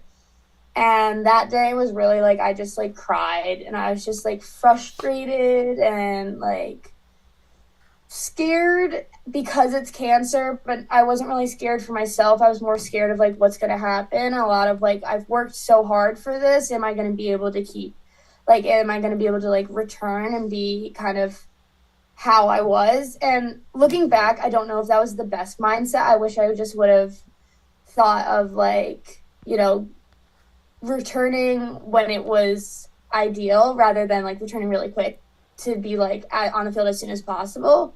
But I think like when a sport is kind of like your outlet, like you want to be there as soon as possible. Yeah.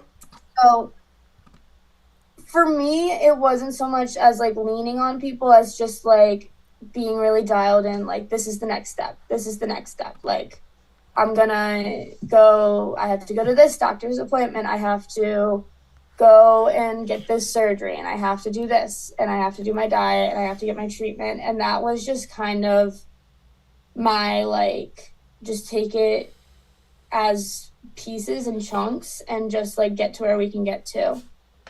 So that was really my like thought process of just like, if I like want to be back, I need to do these steps. Yeah. And we're going to do them as quickly as possible and just try to tackle it. So, yeah, you looked at it instead of, getting scared or nervous of the big picture. You said, hey, let's focus on what I need to do, the task at hand, what I can control. And you just worked on each piece as you went. I'm sure it wasn't easy at times, but, you broke it down. And instead of going, it's big, bad cancer, you said, these are the things I'm being asked to do. I have to do them. So like if eating a lot of vegetables and lightly seasoned food, I got to deal with that for a few weeks. I'm going to figure it out and to get to where you need to get to. So how do you feel today? I mean, do you feel like yourself again? Do you feel, like, hey, that was something that was in my past and it was part of my journey, but it's gone now. It's off back. Like I learned something from it. It was adversity, but I'm here. Like, how do you feel in this moment? Do you feel very much Alecia? Do you feel like it's all done? Yeah, I definitely think I learned a lot from it, and it is definitely like part of my identity. Yeah. As someone that kind of has like taken over, like overcome something like that. I think that I learned a lot from it, but I learned more from the season that we had of just like, controlling your controllables, trying to put your effort in, and then like letting what you can't control go. Yeah. I think I've done like a lot of personal growth through it. I do think I'm more myself, but I think that's through like kind of the growth that I've like been fortunate enough to have through those experiences. I was put in a situation where I was also able to become closer to my head coach, which I know is sometimes a struggle because obviously they have to coach 40 different people. Yeah. So it's not always something that everyone gets to experience. I was lucky where she like really stepped up and was involved in like doctor's appointments and treatment and stuff like that, and was like really there to like take care of me when my parents were 10 hours away. So I was really fortunate to like develop that relationship and then like be able to like grow off of that as well. My health's good. I take the same exact medicine that people with hypothyroidism take, just at a higher dose. They like really, it's simple, pretty easy. I do like every 6 months I get blood work, but it's also, again, because of the type of cancer it is, it's not like, it doesn't move fast. It's not super aggressive. Yeah. So like everything isn't like the most urgent thing in the world. Well, hopefully as we continue forward here, it's only good news for you to go through that adversity. And like you said, it's part of you, it's part of your story, but it doesn't define who you are. And Alecia Nicholas here with us today on Wake Up Call in this Bearcat Break Room, newly added assistant coach to the staff under Stephanie Allen for Binghamton Bearcats women's lacrosse. Before we jump into rapid fire where we can ask each other literally any topic, any question in the world, I do want to make a note here. Finished your college career at North Carolina with 24 wins, 231 saves made, goals against average of 9.26, and a save percentage of over 40% at 41.5. So, and we know that last month, in September of 2025, you were named by Lacrosse Canada to one of the women's national teams to compete in the World Lacrosse Super Sixes, and that's going to be in Ontario. So bring me into that and how that happened and how we have this assistant coach who is also still very much in the game playing as well. Yeah, so my grandma is a full Canadian citizen, and my mom was actually born in Cornwall. Okay. Basically, she grew up in Messina, New York, and not a lot of people have any idea where that is, but it's literally on the border. And the hospital in Canada was closer than the one in the U.S., so they just kind of crossed the bridge, and her and my uncle were born there. So that means they're automatically dual citizens, which makes me becoming a dual citizen very easy. So I was lucky enough to have my Canadian citizenship as well now. Yeah. And so we actually just played this weekend. We played in Oshawa this weekend, which was really awesome. Basically, I'm just really thankful to be in that pool of players. We're all moving towards the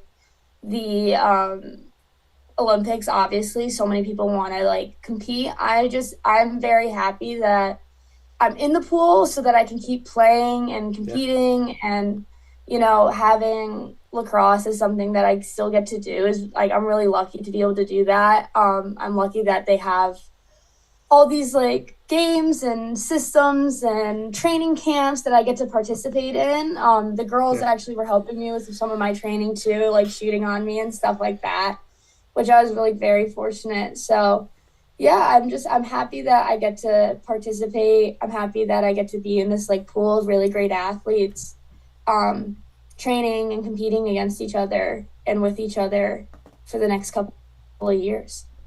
Yeah, I think it's amazing, and I think it's great, and they do joke sometimes that upstate New York is a part of Canada, so that's why I wanted to see your connection to that. So the dual citizenship giving you an opportunity to represent Canada.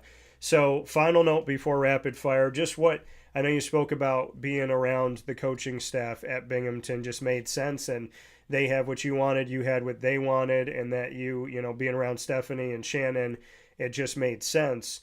But what else are you excited about when it comes to Binghamton University and representing this team and wearing the Be Proud, so to speak, as you step into the 2025-26 campaign that's coming up here? Because people that don't know, that they say, well, Dan, it's a spring sport. And it's yeah, but the work goes in so much earlier. That's why I say 2025-26.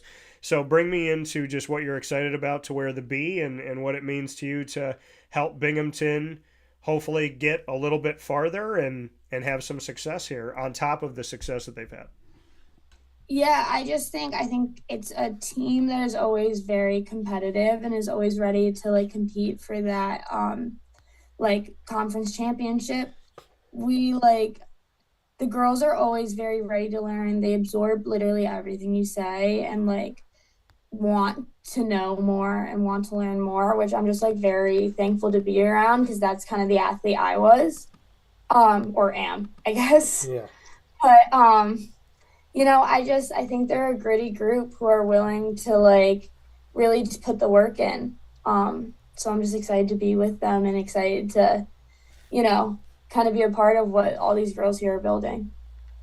That coming here from Alecia Nicholas. Alecia, it's time for us to now play some rapid fire. We can ask each other any question, any topic. Doesn't have to be sports related. Can be if we want it to be. But you get to put me on the hot seat first. We'll go back and forth. You get to ask the first question. What do you got? Oh, God. Who's your football team? Well, this year they've been playing pretty well, except for the fact that they lost at home this past weekend, but the Jacksonville Jaguars. So, yes, I am a Jaguar through and through. I've defended Trevor for many years, and I will continue to. But, yeah, I'm a Jaguar fan. So you asked me about the NFL. I'm going to throw it back to you then. Who is your favorite NFL team and why? The Bills, obviously. Okay. I'm an upstate New Yorker. I used to make fun of my stepdad for a long, long time. Okay. for being a Bills fan, and then eventually it just grew on me. So, tough loss last night, but, Yeah. Josh Allen, James Cook is just a workhorse. Love, Shakir as well. He just, does anything that you need him to do. So, yeah, I love the Bills. Would love if they won last night, but they didn't. Yeah, no, the Bills have been a little bit confusing, losing to the Patriots and the Falcons. And the Falcons, I think, under Michael Penix Jr., have a more electrifying offense. Not that they have new talent, but that they have a quarterback that's going to utilize that talent, and he did very well in that game against John, their running back, is legit, too. Yeah, he's incredible. So what's your next... Oh, sorry, go ahead. What were you going to say? Oh, I was just going to say, also, I have to be a Drake May defender. Okay. We, alumni.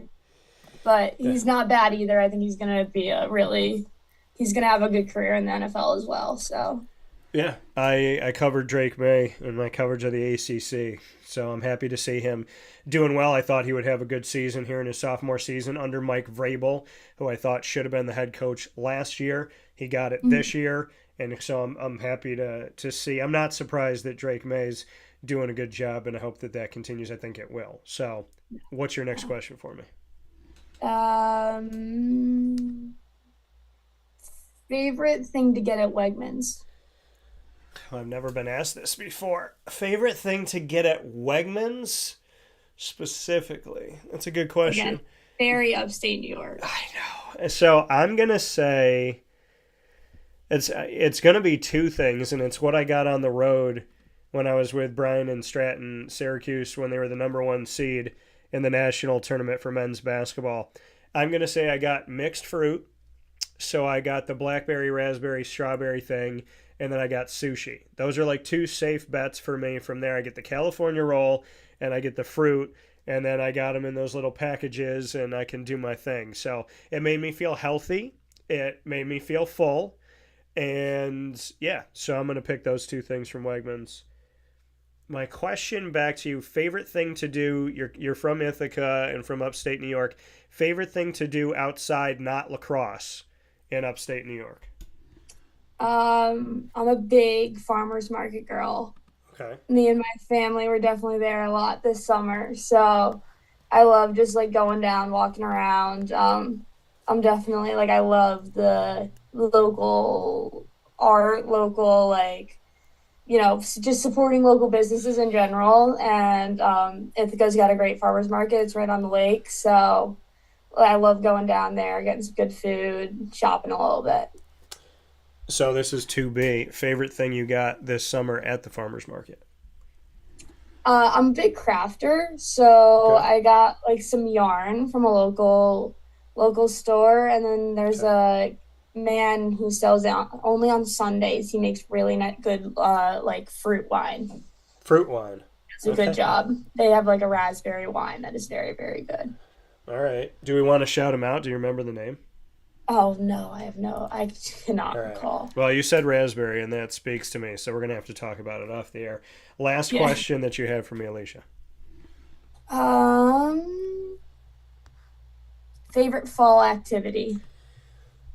I'm a fall baby, so my birthday is a week from today on October 21st, so favorite fall activity. I would say playing football in an open field or anything with pumpkins. I am such a pumpkin fan of anything pumpkin related. Pumpkin flavored, the pumpkin themselves, pumpkin decorations. I always like putting up Halloween stuff with my mom. So I'm going to say if it's pumpkin related or if it's football, when it's let's say it's 60 something degrees outside, I can wear shorts and a long sleeve shirt and play quarterback and have fun. I would say probably that. Nice. My question, okay, so my last question for you. Okay. If you were to have to wear one Halloween costume this Halloween, and for the rest of your life, you could not take this costume off, what Halloween costume would you wear for the rest of your life? I would be a football coach, because then I'd just wear sweatpants and a sweatshirt. I love the thought. You're thinking Bill Belichick, because some coaches actually I was thinking Bill Belichick. Yeah, I was gonna say he dresses like, very comfy, very relaxed. Mm-hmm. So I love that idea, and I can second that, because if you got a good pair of sweatpants and a nice sweatshirt, you kind of just feel like you're in a Snuggie every day. So I can understand that. That's a good answer. That's a very good answer, actually. You're welcome. So that being said, Alecia Nicholas here on the show, 2-time national champion, and told cancer to get the heck out of here. Moved on from it. New Binghamton women's lacrosse assistant coach, bringing some great things in the goalkeeping world to Binghamton University, and of course representing Canada for the next couple of years, like she said. So still playing and coaching, and now a Bearcat. Alecia, thank you so much for spending a bunch of time with us this morning and just giving us a whole lot of positivity and a smile and just a great outlook on life. So happy to have a Tar Heel back in upstate New York, back around the Ithaca area where you grew up, and look forward to talking with you soon. Yeah, thank you for having me. Of course. Have a great day. You too. Thank you. Coming once again from Alecia Nicholas here on Wake Up Call with Dan Tortora. We're going to take a quick step aside for a fast break. When we come back here on the broadcast, because we've only taken one fast break, folks, that's under promise, over deliver. We're not a show that we're on commercial more than we're talking, because I feel like that's a disservice to you. So we have great partners. I want you to hear from them, but we also have great content, and that's thanks to the people that join the show, like Brendan Murphy and Alecia Nicholas today. So we'll be back with the ingredients to success right after this fast break. Hang out with us inside the Great Lakes Honda City Studios. Coming up with the ingredients to success, the topic is, who are you? We'll talk about it right after this. This is Jim Dispenza, owner of Game Point Sports Complex. You hear the same story across any sport that kids play and any sport that adults play. There's never enough places to play. That was definitely true with volleyball, definitely true with basketball. Could be cheerleading, it could be field hockey, which is what we're seeing now. Every sport has a lack of places to play, and I think Syracuse in particular is a place where it's really bad, despite the fact that we've got a lot of athletic talent around here. We just seem to have not enough places for people to play, and they're going to different places. They're going to Rochester, they're going to, Buffalo. They're going all different places because we don't have a place here, and I felt like that should change. This was a long project, from planning all the way through execution to opening the doors. A lot of work went into it, obviously a lot of money, a lot of resources, and the dream always was kids being in the gym, having a good time. And I've always felt like sports is the most unfiltered joy that you can observe with people, that people can experience, because it is fun, it is a sense of accomplishment, it's all of that wrapped into one thing. And so watching kids going up and down the court with big smiles on their faces has been just amazing, an amazing experience. I'm looking forward to years to come of that same thing. We've taken the time to invest in multiple sports, and then what we're finding is the mere fact that we have a large, clean, well-lit space has opened a lot more doors for us beyond basketball, volleyball, pickleball. Now we're having some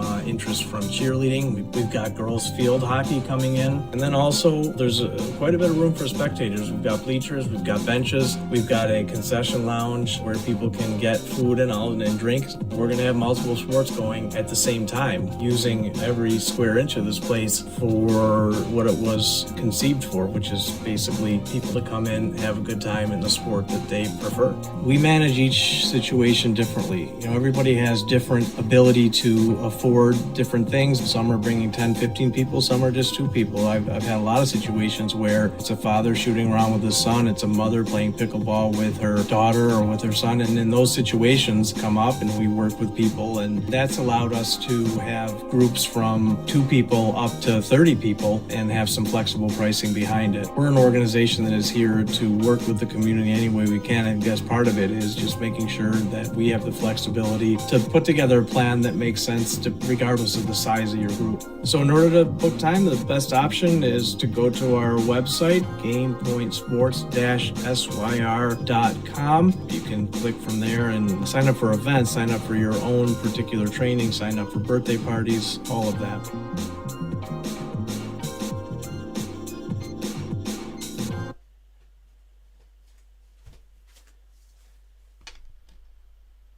And now a message from Myers Creek Brewing Company, with locations at their Cazenovia Farm Brewery, Syracuse Inner Harbor Tap Room, and soon-to-be Lake Placid Tap Room.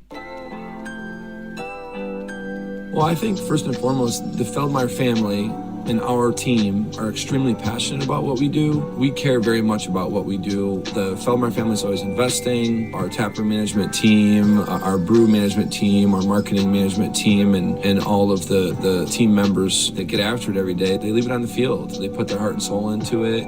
I know for a fact that everyone that works at Myers Creek wants to be there, and we want them to be there. You know, we want them to feel good about their job. And again, if you've never been to a Myers Creek, especially to the brewery, I mean, I want your eyes to open really big. I want you to see how big of a brand this is. I want you to see where we're going. The sky is the limit, and I feel very proud of that, and I'm very excited about that. When you think of designing a menu for a brewery, it's kind of open to a lot of different interpretations. I mean, you can do American, you can do Asian, you can do Italian, and you just have to find, you know, how that meets that pub style dining experience, that gastropub vibe. And I think it's super fun for us because obviously we know that, you know, everyone in the world's going to sell a pizza or a burger or a french fry, but what can we do to be different? And what can we do to be true to who we are? We are a brewery, you know, a brew pub. So the flavor profiles are kind of all over the place. And I think it's super cool that we have a massive smoker at the brewery in Cazenovia, and we smoke a lot of our products. A delicious smoked turkey. We have barbecue ribs on Sundays. From a pulled pork sandwich to a chicken wing, you go to the Inner Harbor and you go to the Caz location and you'll find similarities in the menu, but also things that are a little different and also kind of fit those different demographics or different communities, and also hopefully just drive you to try every tap room that we have open at some point because you get a little something different at each one. You know, we understand how hard it is to, you know, work every day and get after it every day, and when you're done at the end of your day, you want to go out and put your feet up in a good ambiance and good environment. So we take pride in that. We make sure that everyone knows that they're very much valued to us.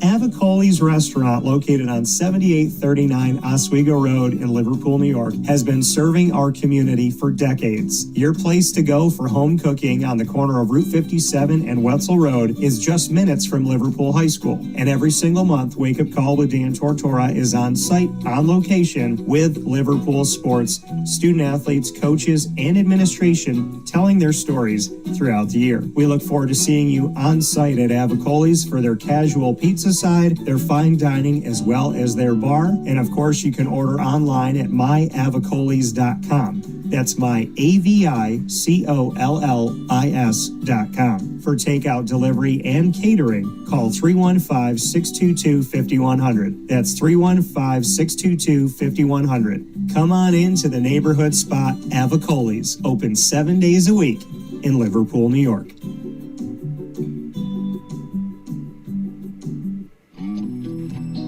K9 Campground Dog Boarding is your home away from home for your furry-loving friends. Open 7 days a week with drop-off and pickup times in the morning and later on in the day and early evening. K9 Campground Dog Boarding is the spot to trust with your dog for short and long-term stays. Call 315-299-4013 for more information. That's 315-299-4013, and go to k9campground.com as well. That's KAMP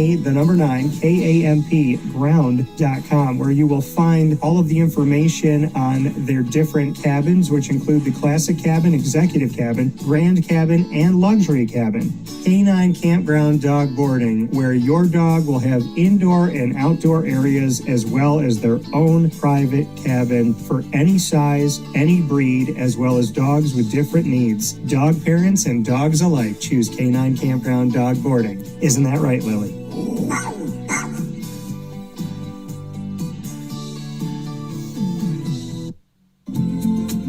Looking for your next ride? Look no further than Great Lakes Honda City, located on 7140 Henry Clay Boulevard in Liverpool, New York. Serving our community for decades, their new and pre-owned vast array of vehicles are available to you Monday through Saturday on site. To search from home, shop at GreatLakesHondaCity.com. Call 315-365-5576 to set up an appointment. That's 315-365-5576 for Great Lakes Honda City, 7140 Henry Clay Boulevard in Liverpool, New York. Great cars, great people, Great Lakes.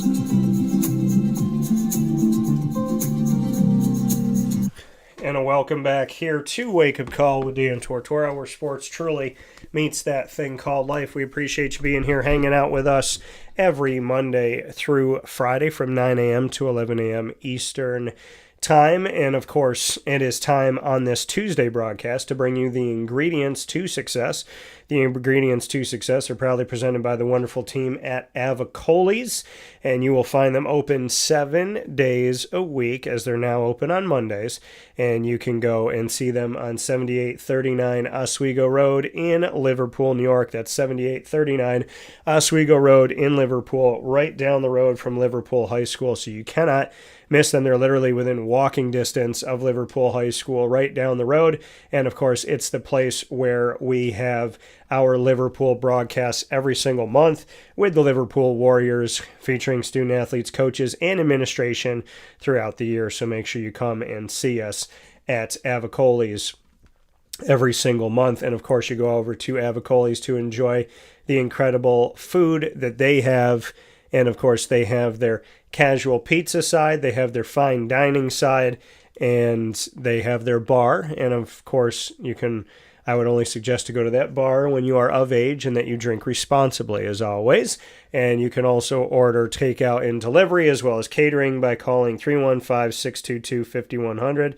That's 315-622-5100. So make sure you get in touch with them today and let them know that DT sent you. With that being said, the topic for today's ingredients to success is who you are.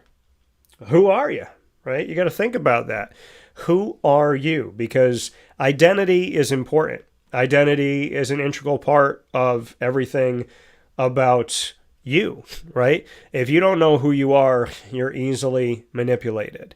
And in the world we live in today, not knowing who you are is used against people, right? If you don't have your identity, then that manipulation becomes very, very easy to use against you. And so I would say to you to, work on knowing who you are, getting to know yourself, what matters to you, what makes you tick, and to be clear on who you are, because it is in that not knowing who we are that it becomes a very dangerous, slippery slope of the fact that if you don't know who you are susceptible to a lot of different things. And it's very unfortunate, but it's true. So our identity is very important, and it's important that you decide who you are, that you don't let others decide who you are. And so that's why I wanted to get into it today, because it's important to me. It's important to me for you to know what makes you tick, what matters to you, what you care about, what you're going after in your life. So how do you know who you are? Well, you don't just simply wake up in the morning and look in the mirror and say, well, I'm Dan, because that's what my parents named me. It's, who is Dan? Who do I want Dan to be, right? Who do I want Sheila to be? Who do I want Stephanie to be? Who do I want Tim to be and Bob to be, right? When you look in the mirror in the morning, what do you see? And what do you want from yourself? Because you're deciding who that is going to be. When you let the world decide who you are, it becomes a very dark and dangerous place, because the world will manipulate you. The world will tell you if you want the world to tell you who you are, then let's say you decide that, you're a person who likes certain things based on the world, right? And then all of a sudden the world changes and it says, well, I don't like these things anymore. So now you have to become a chameleon, right? You have to constantly be changing who you are.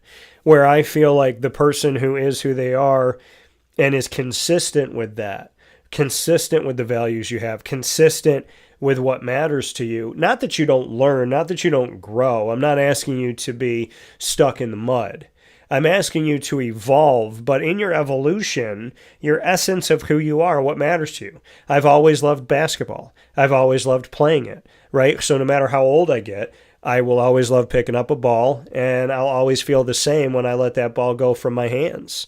Is that, I go back to being at the public safety building as a little kid to now being at Game Point Sports Complex in East Syracuse. And I'm not just saying this because we work together. I'm saying it because I love that place, and I would have loved to have that place as a child. So, when I'm on a basketball court, there's a certain way that I feel. When I'm singing and I'm letting the music flow through me and I'm closing my eyes and I'm just letting myself be who exactly I am, and I'm letting myself just have my own voice, and I'm not trying to mimic anybody's voice, that brings me to me. Music brings me to me. Playing basketball brings me to me. Getting to know people, having that confidence, having that ability to walk up to an actor or an actress or an illustrator or a writer or a head coach or a high school athlete or a college athlete or professional athlete, right? I'm a storyteller. I was talking to my mom about this. I was like, in the entertainment world, I haven't done as much with Superpowered Pop as I've done with Wake Up Call, but it's not any different, right? I'm asking an actor the same essence of what I'm asking a coach. What makes you tick? What's the adversity you've been through? Why are you who you are? What are the pillars of who you are? How would you describe yourself? What is your superpower? What is it that makes you tick? Those questions are the same. So when you say, well, I haven't been in this world before, do I belong in this world? Well, you weren't in the sports world either, but you realize in the sports world what you wanted, what your essence is, and that essence carries over into the entertainment world. It carries over into cooking. My personality is my personality. The way I interview is the way I interview. The things that I care about, the things that matter to me, I don't bring a notebook to an interview sitting down with a basketball coach any more than I bring a notebook to sit down with somebody who acted in the Fantastic Four. Right? I am who I am. I listen to you. I hear your essence. I'm very much in the moment. I love to make people laugh. That's with any topic. So I know who I am. And when I act like I don't, that's where I get lost. When I act like, well, you've existed in this world, but you haven't existed in this world, like being in the entertainment world, I haven't done as much, right? I have over 5,000 people that have been on the show in the sports world, but I might have 20 or 30 people that have been on the show in Superpowered Pop in the entertainment world. So then I say to myself, well, then why should people talk to you? You're not that big. And then I start down talking myself. And I say, wait a minute. The only reason why there's not more over here is because I've spent so much time growing Wake Up Call. It's not that I don't care about Superpowered Pop. It's not that I don't think that I can speak to anybody. And, you go up to a Hall of Fame coach, well, how is that any different than going up to an Emmy Award-winning person? They're people doing different crafts, but you're talking to them about their essence, their passion, their faith, their hope, their desires, their things that they care about, the things that matter to them, the things that make them tick, where they come from, who they are, what's their hometown, what did they believe in when they were a kid? Are they living their dreams? Are they achieving the things that they wanted to achieve? Do they have something special they haven't gotten yet that they want to get to? At the end of the day, the way I interview you is the way I would interview a politician. It's the way I would interview an actor, a sports star. So why would I say to myself, well, you've done so much over here, but you haven't done a lot over here, so you're not good enough? See, we have to realize something. The way we talk to ourselves is what we believe. It's not what other people believe, because whether they believe we're good at something or not is inconsequential. That's their opinion, and they're entitled to have their opinion, just like they're entitled to, go to the bathroom. And like my dad always told me, everybody's got an opinion, everybody's got, a blank hole. And, some people's opinions come from that blank hole. And, I think that when we're trying to discover who we are, we have to not let that be what other people think of us, right? Because some people are not going to think you're good enough. They're not going to think you're important enough. They're not going to think you have enough followers or enough connection. Somebody tries to be in a movie, right? Let's say they want to be in the Avengers and they're looking for a new Avengers character. And so you're going to be appearing next to Chris Evans and Robert Downey Jr. and Chris Pratt and I'm trying to think here, Zoe Saldana and Tom Holland and Sebastian Stan and so on and so forth, right? So they look at all these people and they say, okay, well, you've been in 3 movies. 2 of them were indie films. 1 of them was a film that flopped in the box office. So why should we hire you? You've never been a front person. Why should we make a movie where you're an Avenger? And then, from here, we're going to make all these other movies with you. And I would say, well, when Robert Downey Jr. came out of rehab, you gave him a shot when other people didn't. I would say how many people knew Hugh Jackman before he was Wolverine. I would say how many people knew who Paul Bettany was before he was Vision. I didn't know.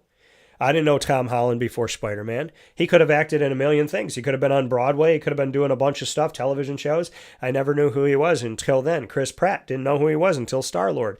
So my response to why do you belong in a room where nobody knows you is that everybody in that room that people know now, there was a time where people didn't.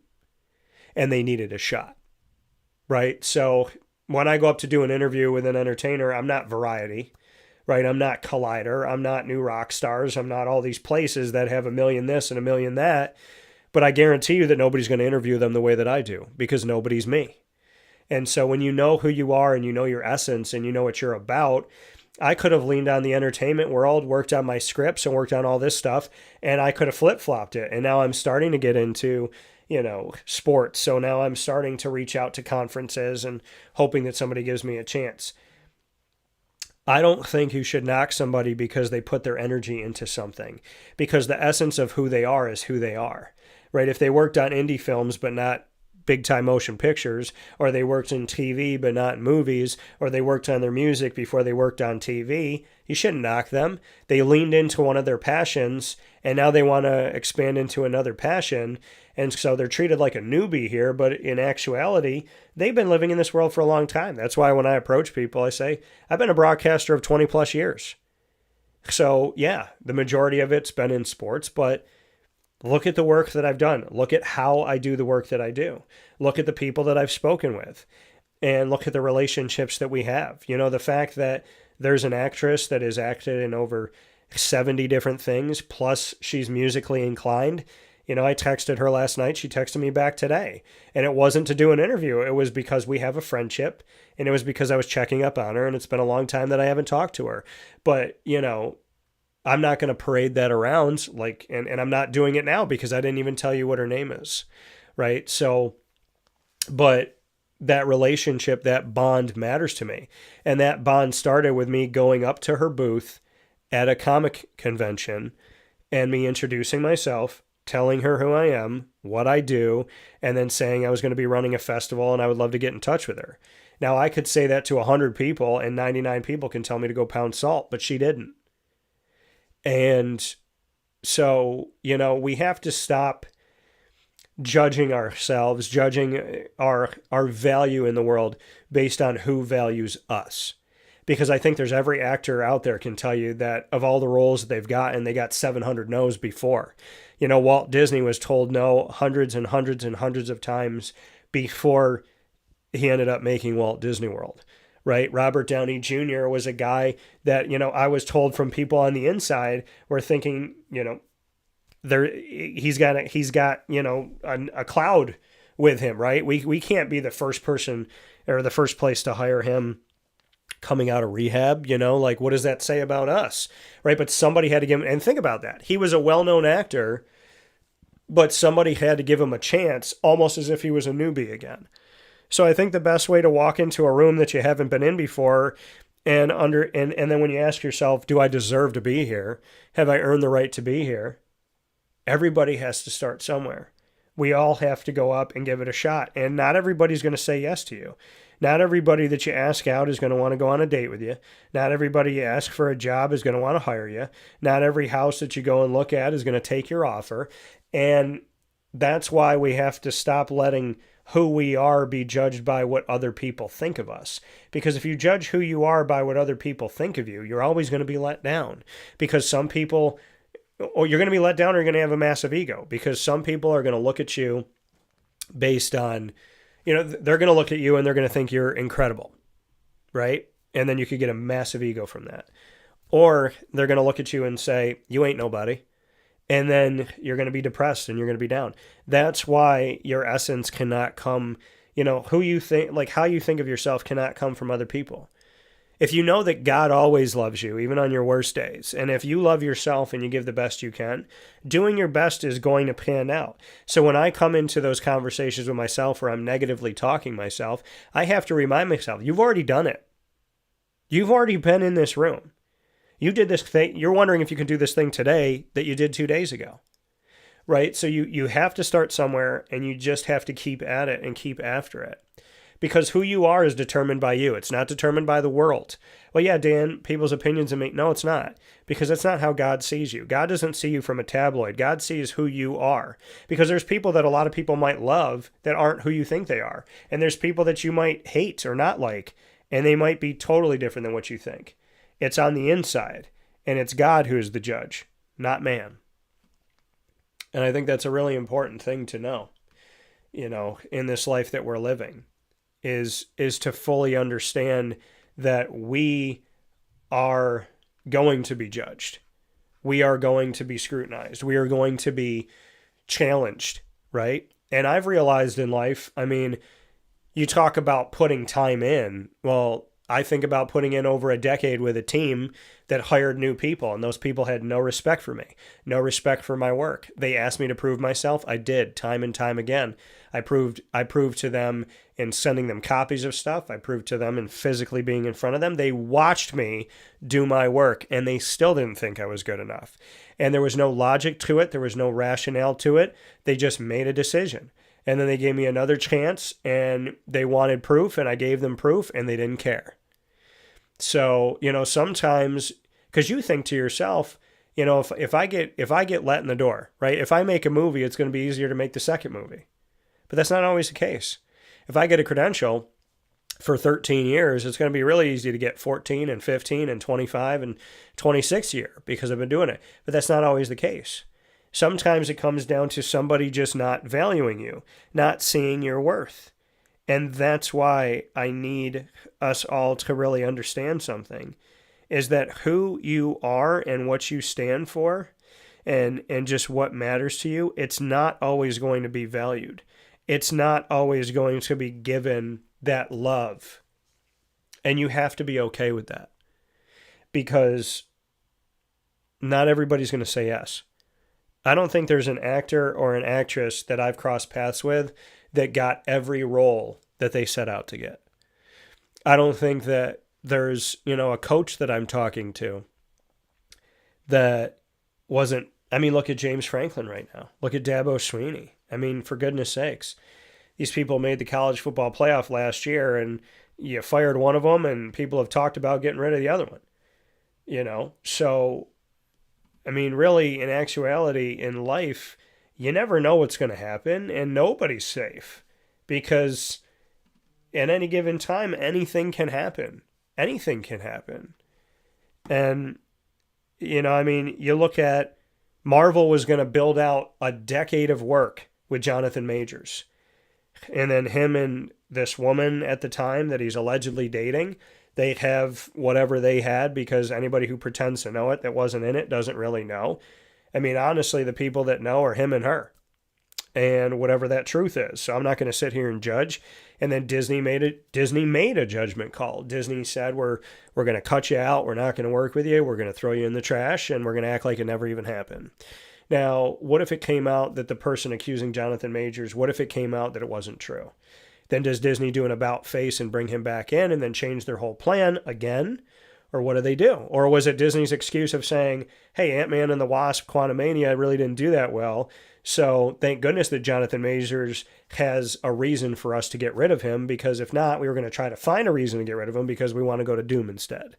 So you never know what people are thinking, and if something is nefarious, or if it's very honest and true, or if things just seem to line up the way that they line up, or whatever it may be. But anything in life comes from, you're going to be who you are, and someone's either going to give you a chance or they're not, right? If a woman doesn't want to date me, okay. I know what my worth is. I know what I bring to the table. If she's not attracted to me, I can't change that. If she doesn't like my humor, I can't change that. If she doesn't like what I believe in, that I believe in God, or that I have strong values against certain things or for certain things, I'm not going to change that. You know, there's people that'll tell you right off the bat in today's America, if you didn't vote the way that I voted in an election, you're not allowed to speak to me. Now, I would never say that to somebody because I think that's insane, but there are people that feel that way. So there's somebody that could turn down the soulmate that God intended for them because they're closed-minded, and you can't change that. You know, I mean, I think Julie Chen Moonves, I was watching something about her that, you know, she was told to have eye surgery to widen her eyes because they didn't like the way that she looked on camera. And, I mean, that's somebody literally telling you that how God made you isn't good enough. And that to me is appalling, and it's wrong, and it's awful, you know, and that person at that place at that time made that decision to say that. So when you judge who you are based on other people's expectations of you, thoughts or feelings about you, that is not a healthy thing.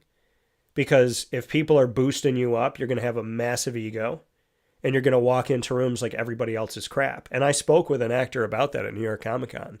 I thanked him. I said, thank you for being so down to earth and so real. And I kind of got that from him right out the jump. Like walking up to him and talking to him, something that I was vibing about his energy was like, this is just like a normal dude that I could just sit and like talk with.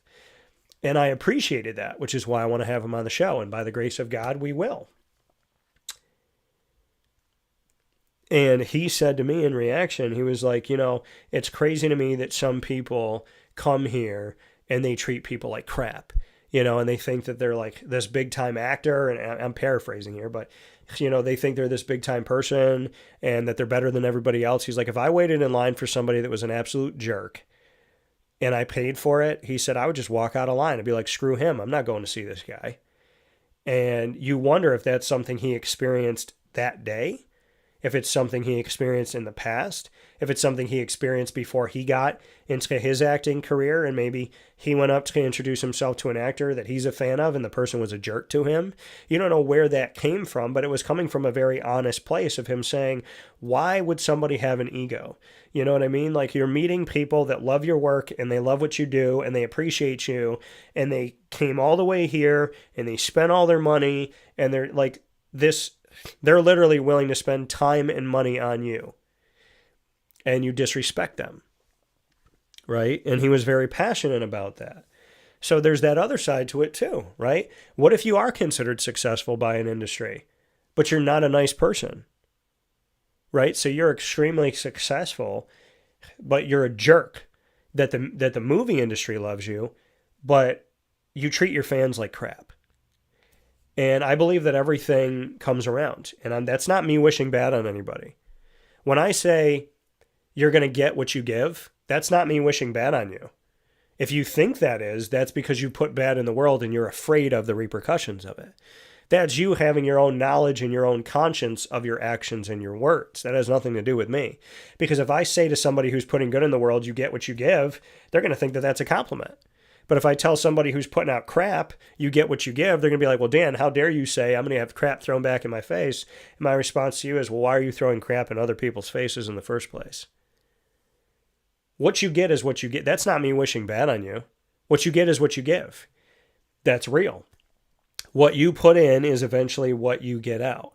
So if you're an honest, caring person that's looking for an opportunity and you get a door slammed in your face and a door slammed in your face and a door slammed in your face times 70, eventually somebody's going to open that door and you know the whole time that you put good out in the world. And even if it's that one door is going to lead to 10, 15, 20, 100 doors and now you're in a great place. Whereas a person who has every door open to them that treats people like crap is going to eventually have somebody go, you know what? I'm not taking this anymore. Slam, slam, slam, slam. Like, what if you met somebody at an event and you were a sports figure, entertainer, a musician, whatever it may be, a singer, and you treated them like crap, right? And they never forgot that. And then they end up building up their life and they become the head of the record label that you're working at. And then they're working with you. And 20 years later, they give you a second chance and they're like, okay, maybe this person's different now. And you're disrespectful and you're throwing coffee back at an intern saying that it's not the right flavor and you're being rude and you're cheating on your wife and all that stuff. And that person drops you from the label. That person that dropped you from the label is somebody that 20 years ago stood in line and met you and saw how you treated people. And now is like, I'm not going to make you the highest paid person at the record label when I know that you're treating people so badly. Now, some people would call that a grudge, where other people would say, you never know who your boss is going to be. You never know who you're going to meet. Like, you never know. Like, if Robert Downey Jr. crapped on everybody before he went to rehab and he just spit on everyone, then he might not be Iron Man right now. Right? Somebody had to believe that there was good in him. Somebody had to believe that they could trust in him. Somebody had to believe that he was not going to be a problem if they gave him an opportunity, or else they wouldn't have given it to him. You know, Matt Rule, Nebraska had to believe that there was good in him. They had to believe that there was something more to him than simply not winning with the Carolina Panthers. And now look at Matt Rule's name's up for Penn State. Who would have thought that a few years ago when he was the Carolina head coach? So Peyton Manning could have been dropped like a bad habit after his first year in the NFL because he wasn't good. People left Arch Manning in Texas for dead and they just beat Oklahoma. Now all of a sudden people love him again. So that is something to pay attention to. They loved Texas coming into the season. Then they hated Texas when they lost. Now they love Texas again. So if the Texas Longhorns, everybody on that team and every coach, if everyone decided their importance and their worth and who they are based off of the rest of the world, they would love themselves, hate themselves, love themselves. Right?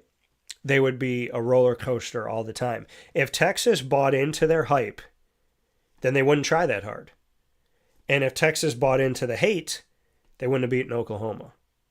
So who you are has to come from within. It has to come from your essence, from what you believe you are. It doesn't matter if people believe in you or not.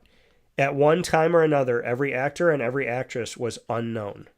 At one time or another, that illustrator was publishing things on their own because nobody would publish them. That writer was writing a book that wouldn't get published because people didn't know who they were. And they tried and they tried and they tried and they tried until it worked. That screenwriter that you love. Did you know the Russo brothers before Avengers? Some of you may have. Many of you may not. I didn't. I didn't know who the Russo brothers were. I don't know anything that they've worked on except for Avengers. Because that was enough for me. I'm like, man, they did a hell of a job. So when I hear Russo brothers now, I'm thinking, heck yeah, they're on Doomsday and Secret Wars. These are going to be good movies. But I didn't know who they were before. Everybody has to start somewhere. And I'm a living, breathing example that no matter how many years you put into something and how much factual evidence you have to substantiate the work that you do, somebody might walk along and not like your face and go, no, I'm not letting you in because I don't like who you are. And that happens. It's happened to me. So when people say, well, I'm not getting in the door because I don't have the work to back it up yet. Someone's got to give me a chance. Well, even when you have the work to back it up, people may not let you in the door, or they may let you in the door and treat you vastly different than other people. That's why who you are has to be deemed from the inside out to be who you are. You have to discover who you are, and you have to be willing to show that to the world. Right? Michael Jackson's been dead for how many years, and people still judge him. People still crap on him. People still talk poorly about him.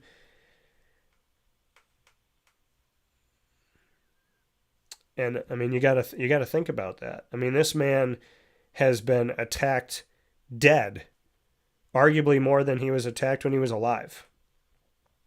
So, I mean, what does that mean?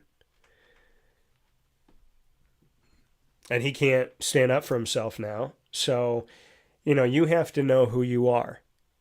And you have to be comfortable in your own skin. Nobody else is going to do it for you. Nobody else. I mean, you can take advice from people. You can call people who you listen to, but eventually it has to be your words.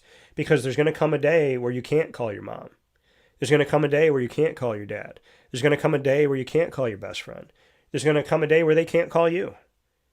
And they have to know who they are. You have to know who you are. And that's why when you lean on God, who is always consistent and always a good friend, a great friend, you know you're going to get the truth. When you ask God to tell you the truth, you're going to have to either brace yourself for something you don't want to hear, or you're going to have that reassurance, right? But God is never going to lie to you. And if you surround yourself with good people, they're not going to do that either. But they're not always going to be there, right? There's times where I called my dad and I needed advice. He was working. He couldn't talk to me. There was time where I needed my mom to tell me something, but she was frustrated that we had talked about it for 13 days in a row. She didn't want to talk about it on the 14th day. So maybe she's not telling me that thing, right? Because she's saying, you should know. I can't call Jay Hammer in anymore. He passed away. So I can't ask Jay how I'm doing in writing a script. Even though I wrote my first ever script with him, or not with him, but I wrote it and then showed it to him. I can't show him the scripts now. I can pray to God and ask God to come through and to let me know what Jay is thinking, because I pray and believe that Jay's in heaven. But it has to come from the inside. And God is in every single one of us, whether we want to believe it or not. Even an atheist would say, I don't know why, but I had a nudge to not go down that alleyway. I had a feeling to jump on that plane that day, right? There's something inside of us. There's this essence, this life that is God, and some people don't call it God, but there's something inside of us that gut feeling that something is really good or it's really not. And when we're discovering who we are, it's listening to that voice, that very honest voice. And we have to determine who we are. You don't think these actors and actresses get hurt sometimes? I was talking to Michael Chiklis, and he said, we hear what people say. And it hurts. And he's like, people need mental health, or they need to get mental assistance. He said, if you are, he said, I would not attack an enemy with things that people say to each other that don't even know each other. He said, I wouldn't even say that to an enemy. And he very real said on stage, and when we were talking one-on-one, that people say very hurtful things. And the stuff that they say is just insane. And it's not even you don't like me as a person. You don't like the way I portrayed a character. Right? And that could be because the CGI wasn't where it is now. It could be that the costuming isn't where this could have I could have done everything right, and you can still hate me and still attack me. When I talked to Charlie Cox about the work that they do and how, I'm a broadcaster and, I cover the show and I appreciate the work that they do, you could see that he took a step back and he took a beat, he took a breath, and he thought to himself, like, thank you. Thank you for saying that. Because maybe he's read other things where, you're playing a blind man and you're not a blind man. So people are mad that he's not blind and they should have given that role to an actual blind man.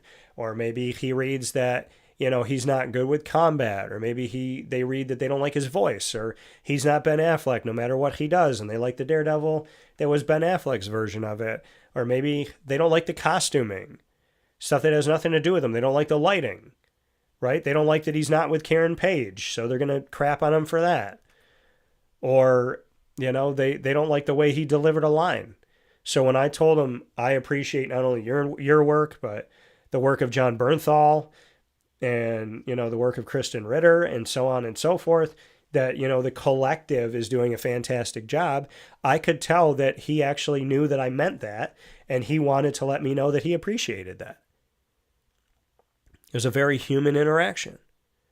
But, not everybody's going to say nice things. Not everybody's going to do nice things. And not everybody's going to tell you something positive. You have to know who you are. And to me, it starts with God. It starts with knowing your maker. And then it starts with determining what you care about and what matters to you. Because if you do not have your own identity, that you know what it is, you know what matters to you, you will be manipulated. And those people that do not know who they are, they will constantly change and they will hurt people around them because being a chameleon is not healthy for anybody. So if you don't know who you are and we're having a conversation today and you're confused by this, well, then you have to have that heart to heart. Get in the Bible, go to church, talk to God, have a conversation. Talking to God is never going to hurt you. Praying is never going to hurt you. Crying over something that matters to you, laughing, you know what I mean? It's like when people knock God and they knock people that believe in God, I always come back to them and say, if you truly believe in God, a person who truly believes in God, believes in heaven and hell, believes that there's a repercussion for every action and word that they say, they're going to be good. Right? If they really truly believe that how they treat people is going to determine whether or not they go to heaven, then why would you knock somebody for believing in God? Because it means that that person's going to be good. They're going to be kind. They're going to lean on doing the right thing more than doing the wrong thing. They're not going to make excuses for themselves. They're going to hold themselves accountable. So, I mean, if someone believes in God, even if somebody turns around and doesn't believe, I would look to you and I would say to myself, if you don't believe, but you surround yourself with people that do, you're surrounding yourself with positive, good, kind energy if those people genuinely believe in God. So even an atheist is going to be helped by people that believe in God or an agnostic. So I find that to be incredibly important, that to me, having a faith in God is essential. And then determining what you like and what matters to you and what your passion is. If you don't live your passion, you can say whatever you want to say to people, but you're not going to be happy. Because I talk to people that when they're not doing their passion, you can hear it. You can see it in their face. They make a lot of money, but they're not happy. They got a beautiful wife, but they hate going to work every day. Like, when you are living the essence of you, you can't fail. You can't. Because even on your worst day, you're like, I'm doing what I love, right? I'm passionate about it. I'm not always going to hear yes. And I heard yes so much in one area that I thought I was going to hear it forever because I didn't do anything to hear no. And I guess I got a no after I got a ton of yeses. But that's life. I still have to know who I am. And I think God tests us. God tests us by saying, okay, something good happened. Are you going to lean on that? Are you going to believe in that? Right? You believed that you could, then you did. So why would you not believe now? You've already achieved it. So now go on to the next thing. Take a deep breath, appreciate what you've accomplished, and go on and move forward. See, there's this balance in life of believing in yourself, achieving something, being proud for that, but then not resting in it and being like, okay, well, I made it. I don't have to do anything else. But I have to do a better job at then when I achieve something to actually enjoy it. Because going on to the next thing, I'm not going to knock myself for always being hungry, but I have to appreciate the meals I get to eat and who I get to eat them with. So yes, I'm hungry for the next one, which there's nothing wrong with that, right? I'm not resting in the past, but just because I'm not resting in the past doesn't mean that I don't appreciate that. I interview 3 actors. I'm like, okay, who's the next 7 I'm going to get? But I still have to appreciate those 3, right? And I have to live in that moment. And I can't knock myself that I didn't get the 4th. It doesn't mean I'm going to stop, but you got to appreciate the relationships that you've built.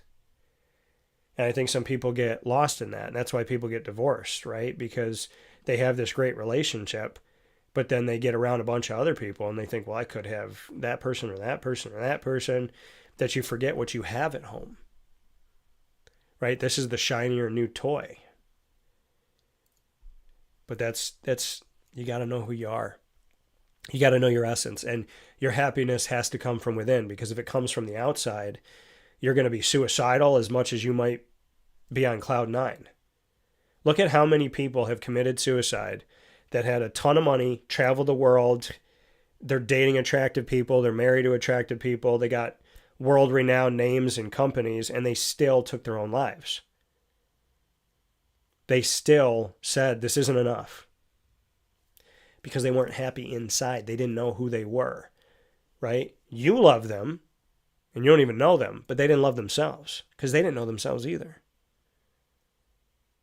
That's why fame and fortune can't come to heaven with you. God doesn't care how many Twitter followers you have. God doesn't care how many movies you made. He doesn't care how many wins you got. He doesn't care how much money you have. He cares about how you treated people and how you treated yourself. He cares about, did you believe in him? Did you stay true to him? Did you choose him above everything? Did you choose him above the money? Did you choose him above the power, above the things, above the goods, above the opportunity?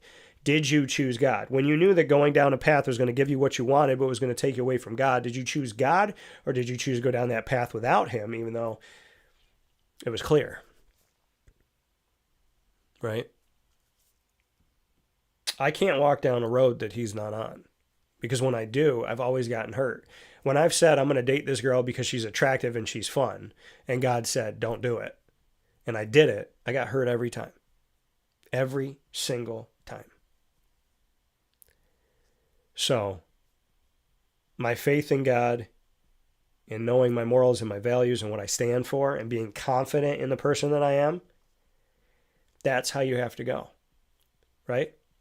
An actor that gets turned down from 17 jobs has to continue to believe on that 18th audition that they were, that they believed in themselves for the other 17, and they believe in themselves for this, right? We all want to be chosen by humanity, but we've been chosen by God. And at the end of your life, if humanity chooses you but God doesn't, it don't mean anything.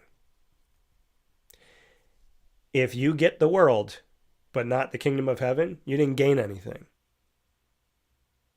Because your fame and fortune is going to die. When you die, you have no access to it.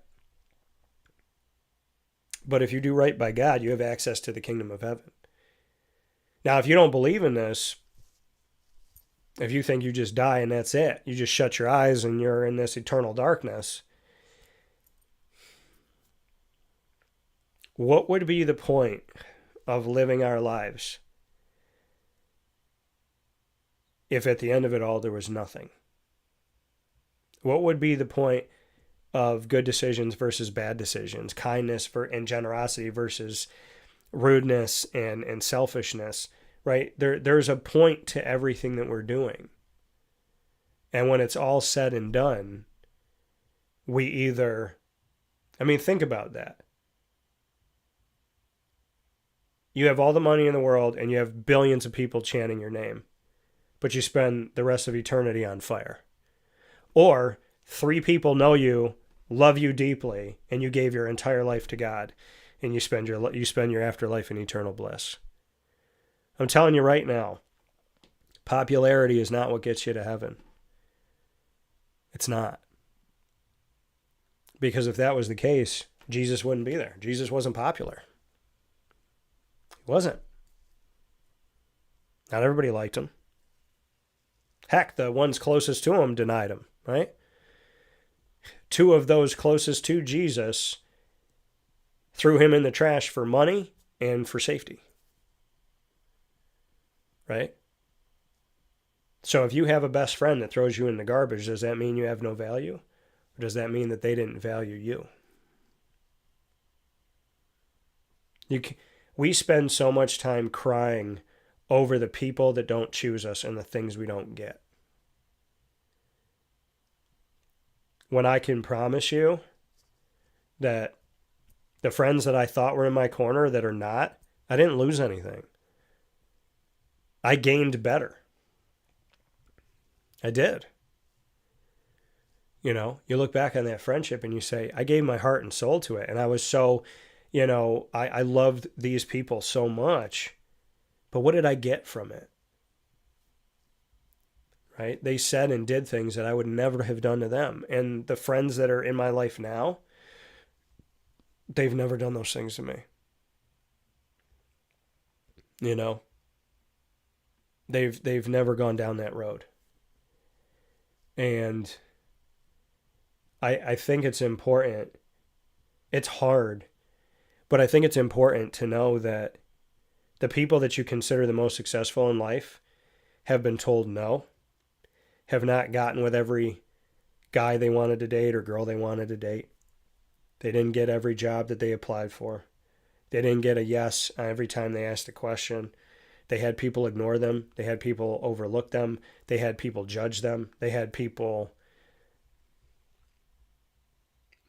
misrepresent them and misunderstand them. There's not a single person on this planet that has not been misunderstood, hasn't been judged, has been lied to. Jesus Christ was killed, and he is perfect. So you're not perfect. I'm not perfect. You think we're going to get beat up a little bit? He got the ultimate punishment beyond any punishment that anyone's ever endured on this earth. And he was perfect. And he is perfect. And he always will be perfect. What does that say about us? We're not perfect. Right? If he belongs on a cross, we all do. You think Jesus would have gotten every audition if he was an actor? You think Jesus would have gotten you think he would have gotten the entire country if he was a football player to recruit him? Jerry Rice was an NCAA Division III wide receiver. They don't get scholarships. He didn't go to college. Like, he didn't have a free ride to college. He was Division III. And some people think he's the greatest wide receiver to ever touch the NFL. So when I tell you it's not about what other people think of you and it's not about what other people say about you, but it's about what you believe inside, I believe that's amplified by your faith in God. And I believe if you believe in yourself and you believe in God, you are unstoppable. Because the no's don't matter. You just pay attention to just giving it all you got. And then you end up going where you're appreciated. Instead of wishing and begging and you keep trying to get in a room and they keep saying no, and you keep trying to get in, they keep saying no, you keep trying to get in, they keep saying no. Then you get to a point where you're like, I'm going to go to a room where I'm appreciated. It doesn't mean that I'm quitting. It means, you know what I mean? Why would I want to be in this room? Because if I'm finally in this room, I already know the content of this person, the character. Why do I want to spend time with them? You know what I mean? This my dad said to me a long time ago. He's like, why are you fighting to be in a treehouse that you would never want to be in? Like, you're mad that these people won't let you in their treehouse. But if you got in there, would you even want to be there? Let's say they finally open the door to you. Would you actually want to hang out in that treehouse? No, you'd want to be in some other treehouse. You'd rather be with yourself and God in a treehouse away from everybody else than sit in a treehouse with those people. And that's the truth. You know? We have to stop deciding who we are based on what other people think of us or how they value us. Because I can promise you that if they devalued perfection in Jesus, they will devalue you at some point, either in relationship, friendship, family, work. Someone somewhere will devalue you. I sat in first class with a Darkwing Duck t-shirt on and checkered shorts. There's a chance that somebody in a suit looked at me in the second row and thought, he doesn't deserve to be up here with me. He don't got it like I got it. And that person has no idea that I am a business owner. And they could be sitting there making more money than me, but working for somebody else. And I got more peace of mind and more happiness working for God and working for myself than they do. They could be making a ton more money than me, but I could be happier. Right? And as I've learned in life, just because you wear a suit doesn't make you a businessman. Just because you wear a dress doesn't mean that you're elegant. Right? There's a reason why the show Undercover Boss was so successful. Because people judged people by what they were wearing and how they were acting, not knowing that that person is the CEO of the company that they work for. Because your value cannot come through the eyes of other people. It has to come from within. And if you realize that God valued you before you even took your first breath, you will value and have the strength to move on when everybody says no. I love you all, and God loves you too. These are the ingredients to success. Focusing on the topic, who you are, proudly presented by Avicolli's. Don't ever care about what other people think you are. Know who you are. I'm not saying don't appreciate the compliments when they come. I'm saying don't live for them. Because if you live for them, how many of these actors made so many good movies? But amongst all the movies that they made, there was one that wasn't good. Right? Not everybody's perfect. Not everybody's going to hit a home run every single time. There's not a single baseball player that's ever hit a home run every single at-bat in Major League Baseball. Right? Now, maybe one person had one at-bat and hit a home run. But if they got up to bat 100 times, would they hit 100 home runs? No. Right? And if they judge themselves based on home runs, there's not a single person that would love themselves or find any value in themselves, because there's not a single person that would be 100% every time. Shohei Ohtani's not 100%. Shohei Ohtani's walked people. Some people consider him the greatest baseball player ever, and he may very well be. But he's not perfect. And there was somebody in Shohei's life at some point that didn't want to date him, didn't want to put him on their team, didn't want to talk to him, and didn't want to hire him. Shohei had to believe in himself before anybody else did. And after somebody stops, or if he has an off year, whatever happens, he's got to continue to believe in himself. I'm not saying don't appreciate the people in your corner. I'm just saying don't rely on them to be happy. Your happiness has to come from within, or else it is always prone to going away. Be kind, be good to yourself. Talk well to yourself. Hold yourself accountable, but be respectful to yourself. You can tell yourself that you're wrong when you're wrong, but just like you wouldn't want to swear and call people names, don't do that to yourself. Know who you are, love who you are, and be willing to go after your dreams. You will catch them. God is great, but you got to put the work in. And that's all I heard echoed at New York Comic Con. You have to do the work. You have to do the work. And I know that. And I'm happy to hear it from people that are larger than life to me, that they know the same thing that I know. And they're no better than me, and I'm no better than them. You have to do the work. So, work hard, give it your all, and don't rely on other people to tell you your worth. That's got to come from you. And honestly, in my opinion, it's got to come from God. We'll take a step aside after these ingredients to success, proudly presented by Avicolli's. Go to Avicolli's for lunch, dinner, and drinks. As always, drink responsibly, and only if you're of age. You can head out to Avicolli's, 7839 Oswego Road in Liverpool, New York, for lunch, dinner, and drinks. And for takeout, catering, and delivery, call 315-622-5100. And if you want to order online, go to myavicollis.com. That's my AVICOLLIS.com. We'll take a fast break here on Wake Up Call with Dan Tortora inside the Great Lakes Honda City Studios, and we'll wrap things up right after this. Here's a message from Renee from Bryan's Landing, located on 6523 East Seneca Turnpike in Jamesville, New York. Open Tuesdays and Wednesdays for dinner, Thursday through Saturday for lunch and dinner, and Sundays for brunch.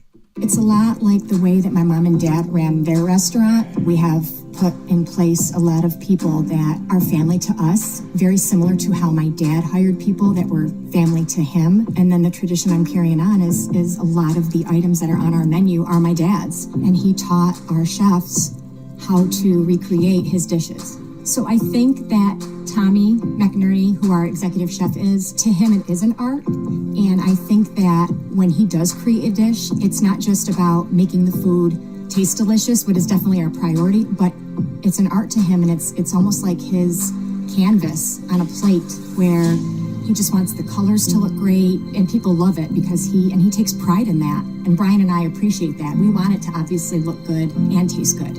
I will tell you, when we opened up, it was 6 weeks before COVID. And what was amazing was the community, our friends and family stepped up, and everybody did takeout. Everybody supported us. Our hearts were just so filled. So to Bryan and I, obviously our friends come all the time, and we just have repeat customers in Jamesville, and I think people going to our previous restaurant in Green Lakes are making the trip to come to Bryan's Landing to support us. And I mean, I think we have great food and a great atmosphere. So it's very, very important to us. Head to Bryan's Landing, located on 6523 East Seneca Turnpike in Jamesville, New York, where memories have become recipes that are now meals to share with you. Tuesdays and Wednesdays for dinner, Thursday through Saturday for lunch and dinner, and on Sundays for brunch. And be sure to come out for live music Friday, Saturday, and Sunday.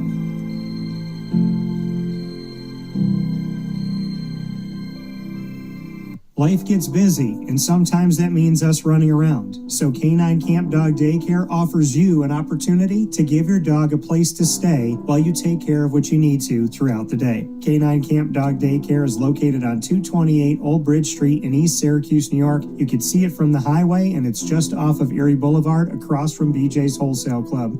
Call 315-437-7110. That's 315-437-7110 to schedule an appointment to bring your dog in and tour the facility. Appointments are Monday through Thursday after 6:30, where you and your dog can see everything that K9 Camp Dog Daycare has to offer, including a self-serve dog wash and a retail store filled with all of your dog's wants and needs, including food, treats, harnesses, leashes, and more, making K9 Camp Dog Daycare your one-stop shop for your furry loving friend. Right, Lily?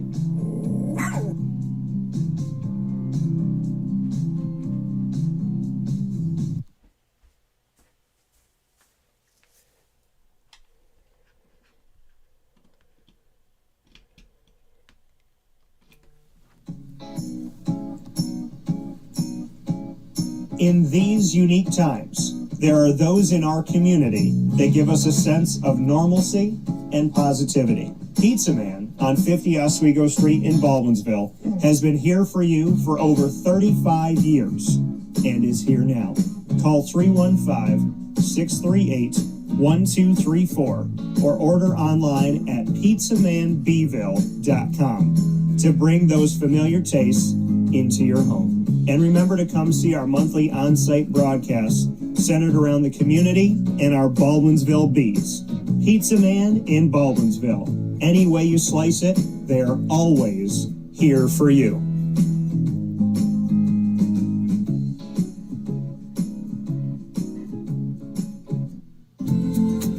Looking for your next ride? Look no further than Great Lakes Honda City, located on 7140 Henry Clay Boulevard in Liverpool, New York. Serving our community for decades, their new and pre-owned vast array of vehicles are available to you Monday through Saturday on site. To search from home, shop at GreatLakesHondaCity.com. Call 315-365-5576 to set up an appointment. That's 315-365-5576 for Great Lakes Honda City, 7140 Henry Clay Boulevard in Liverpool, New York. Great cars, great people, Great Lakes. All right, you need to come out here and get yourself the Brooklyn Pickle. I was talking about this with one of my buddies. I was like, yo, there's no better sandwich in the state of New York than the Brooklyn Pickle. And now that I found out that they're going down to North Carolina, we are taking over your taste buds everywhere you are, wherever you're going to be. You need to get yourself out to the Brooklyn Pickle. Pinehurst, you just realized that you found yourself the best sandwich shop that you're ever going to have. This is a glorious moment. It's a blessing to your community. You're welcome. Brooklyn in the house, baby. Go over to the Brooklyn Pickle. You already know what it is. You heard the man. Head to Brooklyn Pickle Pinehurst on 1788 Old Morgantown Road in Southern Pines, North Carolina.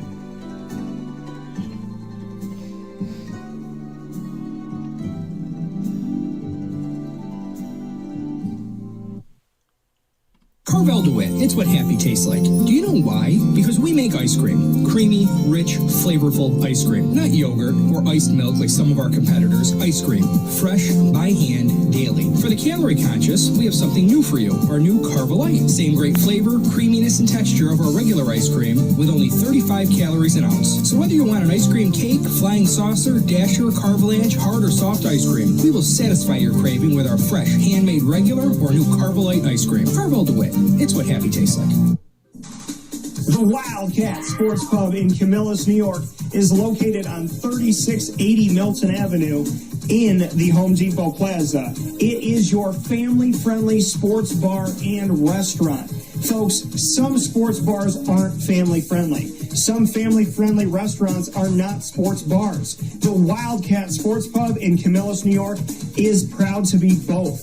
It is that marriage that you've been looking for years. The Wildcat Sports Pub is your home base for your sports bar and restaurant needs, games for the kids, indoor and outdoor activities, and enough things on the menu to come back every single week and get to try something new. They're open Sundays from noon to 8 p.m., Monday through Wednesday, 11 a.m. to 11 p.m., and Thursday through Saturday from 11 a.m. to midnight. For reservations and party information, call 315-487-2222 for the Wildcat family-friendly sports pub and restaurant.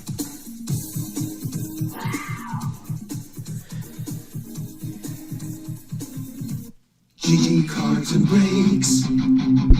Like, comment, subscribe. GG Cards and Breaks, coming to you on 639 Delmar Place in Syracuse, New York, is your one-stop sports card and trading card shop. Make your way into GG Cards and Breaks today for singles, packs, boxes, graded cards, potential one-of-ones, autographs, so many awesome things at GG Cards and Breaks. Basically, what I'm telling you at GG Cards and Breaks is you get to be a big kid. So if you are a kid, you get to be a kid. If you're an adult, you get to be a kid. It's the beauty of going to GG Cards and Breaks because it gets us closer to the characters that we love, the games that we love, the players we love, the coaches we love, the actors and actresses, you never know what you're going to find, the teams we love. There's so many great things at GG Cards and Breaks, and the longer that I've known Josh and Anthony and the whole team, the more that I love and respect them. That's only grown. They've given me a home to always be a big kid and to keep that spirit alive. So I would tell you, if you want to smile, if you want to share memories with people you care about, go to GG Cards and Breaks. It's an easy decision for me, and I make it all the time. They're open Tuesday through Saturday from 10 to 6, Sundays from 10 to 5, right off of Teal Ave on 639 Delmar Place in Syracuse, New York. Head there today. Big time shout out to Chick-fil-A in DeWitt on the corner of Bridge Street and Erie Boulevard. You can go and visit Chick-fil-A DeWitt. Megan Sorber and her team. The great thing about where they're located is they're by multiple high schools, colleges, and universities, and they are bringing in those wonderful people to be their team members. And what better person to teach a student and or student athlete how to value work, dedication, determination, personal responsibility, and being part of a team while they're in school, better than someone who did those things while she was in school, working at Chick-fil-A and being a student and bonding the two together. So learning as she grows, and now she can help people that are students themselves in that journey that she paralleled as well. So thanks to Megan Sorber and her entire team at Chick-fil-A DeWitt. Go and try the Pretzel Cheddar Club in 3 different ways: original, spicy, and grilled. I've already had it.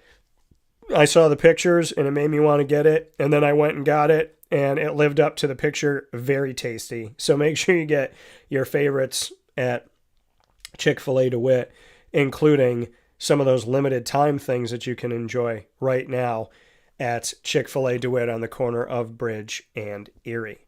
With that being said, here on Wake Up Call with Dan Tortora inside the Great Lakes Honda City Studios, I want to thank you for tuning into the broadcast here. 7140 Henry Clay Boulevard in Liverpool, New York is where you'll find Great Lakes Honda City. You can go to greatlakeshondacity.com any time of day, any day of the week to get a sneak peek of everything they have to offer you on site, on location, at the time that you're looking to buy, for those that you can buy and lease, as well as the new and used vehicles at Great Lakes Honda City. Head over there today. Let them know the DT sent you. Of course, you're with us up and down the East Coast, the Midwest, the West Coast, and all around the globe on YouTube.com and Facebook.com, both /WakeUpCallDT, and on wakeupcalldt.podbean.com.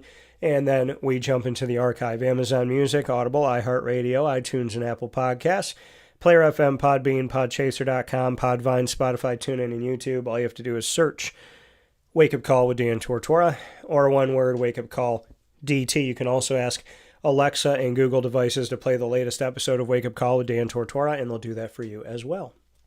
Many thanks To our wonderful team in Central and Upstate New York, Great Lakes, Honda City, Carvel, DeWitt, the Wildcat Sports Pub, GG Cards and Breaks, Myers Creek, both locations out on the countryside in Casanova on 33 Rippleton Road, as well as in the Syracuse Inner Harbor that you will find right there on 720 Van Rensselaer Street in Syracuse, New York. So make sure that you visit them at their locations that they have in Syracuse, as well as Casanova and what's to come in 2026 in Lake Placid. Big time thanks to Chick-fil-A Cicero that we've been with for many, many years, and a shout out to my brother Jimmer Sikowski. Of course, Mother's Cupboard, where we have our own sandwich. Game Point Sports Complex, Pizza Man, Chick-fil-A DeWitt, Ma and Pa's, the snack capital of the world, Canine Camp Dog Daycare, Brian's Landing, Canine Campground Dog Boarding, Avicolli's, and of course, we are the exclusive multimedia marketing partner of your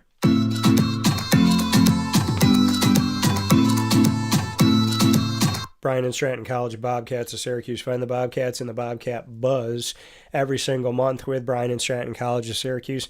We'll be featuring the Bobcats coming up here very soon with soccer and the success that they've been having. You can find their student athletes, coaches, administration, and alumni by going to youtube.com/wakeupcalldt. Click subscribe, hit the notification bell, and find our BSC Syracuse playlist. The Bobcats are also on wakeupcalldt.com's homepage and underneath the exclusive partners tab. For more information, go to syracuse.bscbobcats.com and go Bobcats.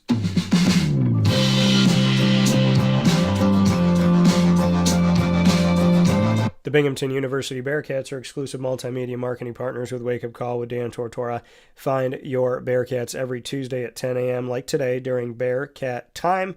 And, of course, you will find all of our content over the years with them by going to wakeupcalldt.com on the homepage and underneath the exclusive partners tab. They're also on youtube.com/wakeupcalldt.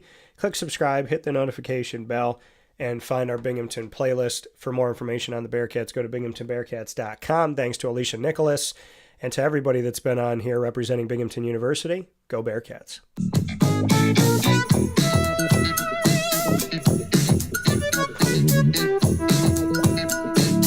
The OCC Lasers, Onondaga Community College, exclusive multimedia marketing partner here with Wake Up Call with Dan Tortora. We call it the Laser Lounge. And every other Wednesday at 9 a.m. Eastern Time, including this Wednesday, October 15th, we are featuring OCC bi-monthly on the broadcast, and sometimes tri-monthly like October, where we have 3 Wednesdays in October. So very proud to have the Lasers with us in the Laser Lounge with student athletes, coaches, and administration joining us here on Wake Up Call with Dan Tortora. You could find OCC by going to youtube.com/wakeupcalldt. Click subscribe, hit the notification bell, and find our OCC playlist. The Lasers are also on wakeupcalldt.com's homepage and underneath the exclusive partners tab. For more information, go to onondagalazers.com and go Lasers. With that being said, I want to thank Brendan Murphy. I want to thank Alicia Nicholas. I want to thank Avicolli's for the ingredients to success. And I want to remind you from the Great Lakes Honda City Studios that we will be at Pizza Man tonight at 5 p.m. So we're having dinner time at Pizza Man. Al Romano won a national championship with the Pittsburgh Panthers, Tony Dorsett, and the team in college football. He's from Solvay, and he won with Pittsburgh, so he knows all about the rivalry. Growing up in upstate New York, playing for Pitt, Syracuse Pitt is this Saturday, October 18th, so we're going to preview that with Al. We're going to talk about the history, and we'll get into college football, the rankings, and the firings, and get Al's thoughts on what we call Off the Rails with Al, proudly brought to you by Wake Up Call and Pizza Man Pub. We'll be there tonight, October 14th at 5 p.m. Looking forward to seeing you on the stage and having some pizza and wings with you. And in the meantime, I hope you have a beautiful, wonderful day. Facebook at Wake Up Call DT, X at Call DT, and Instagram at Wake Up Call _DT. I'm going to rest before the show tonight. As you know, I sound a little bit different because I got some sinus stuff going on, and so I obviously need to rest, which I'm going to do, and I'll be talking with you very soon. So God bless, no stress, do your best. From the Great Lakes Honda City Studios, this is Wake Up Call, and you're amazing.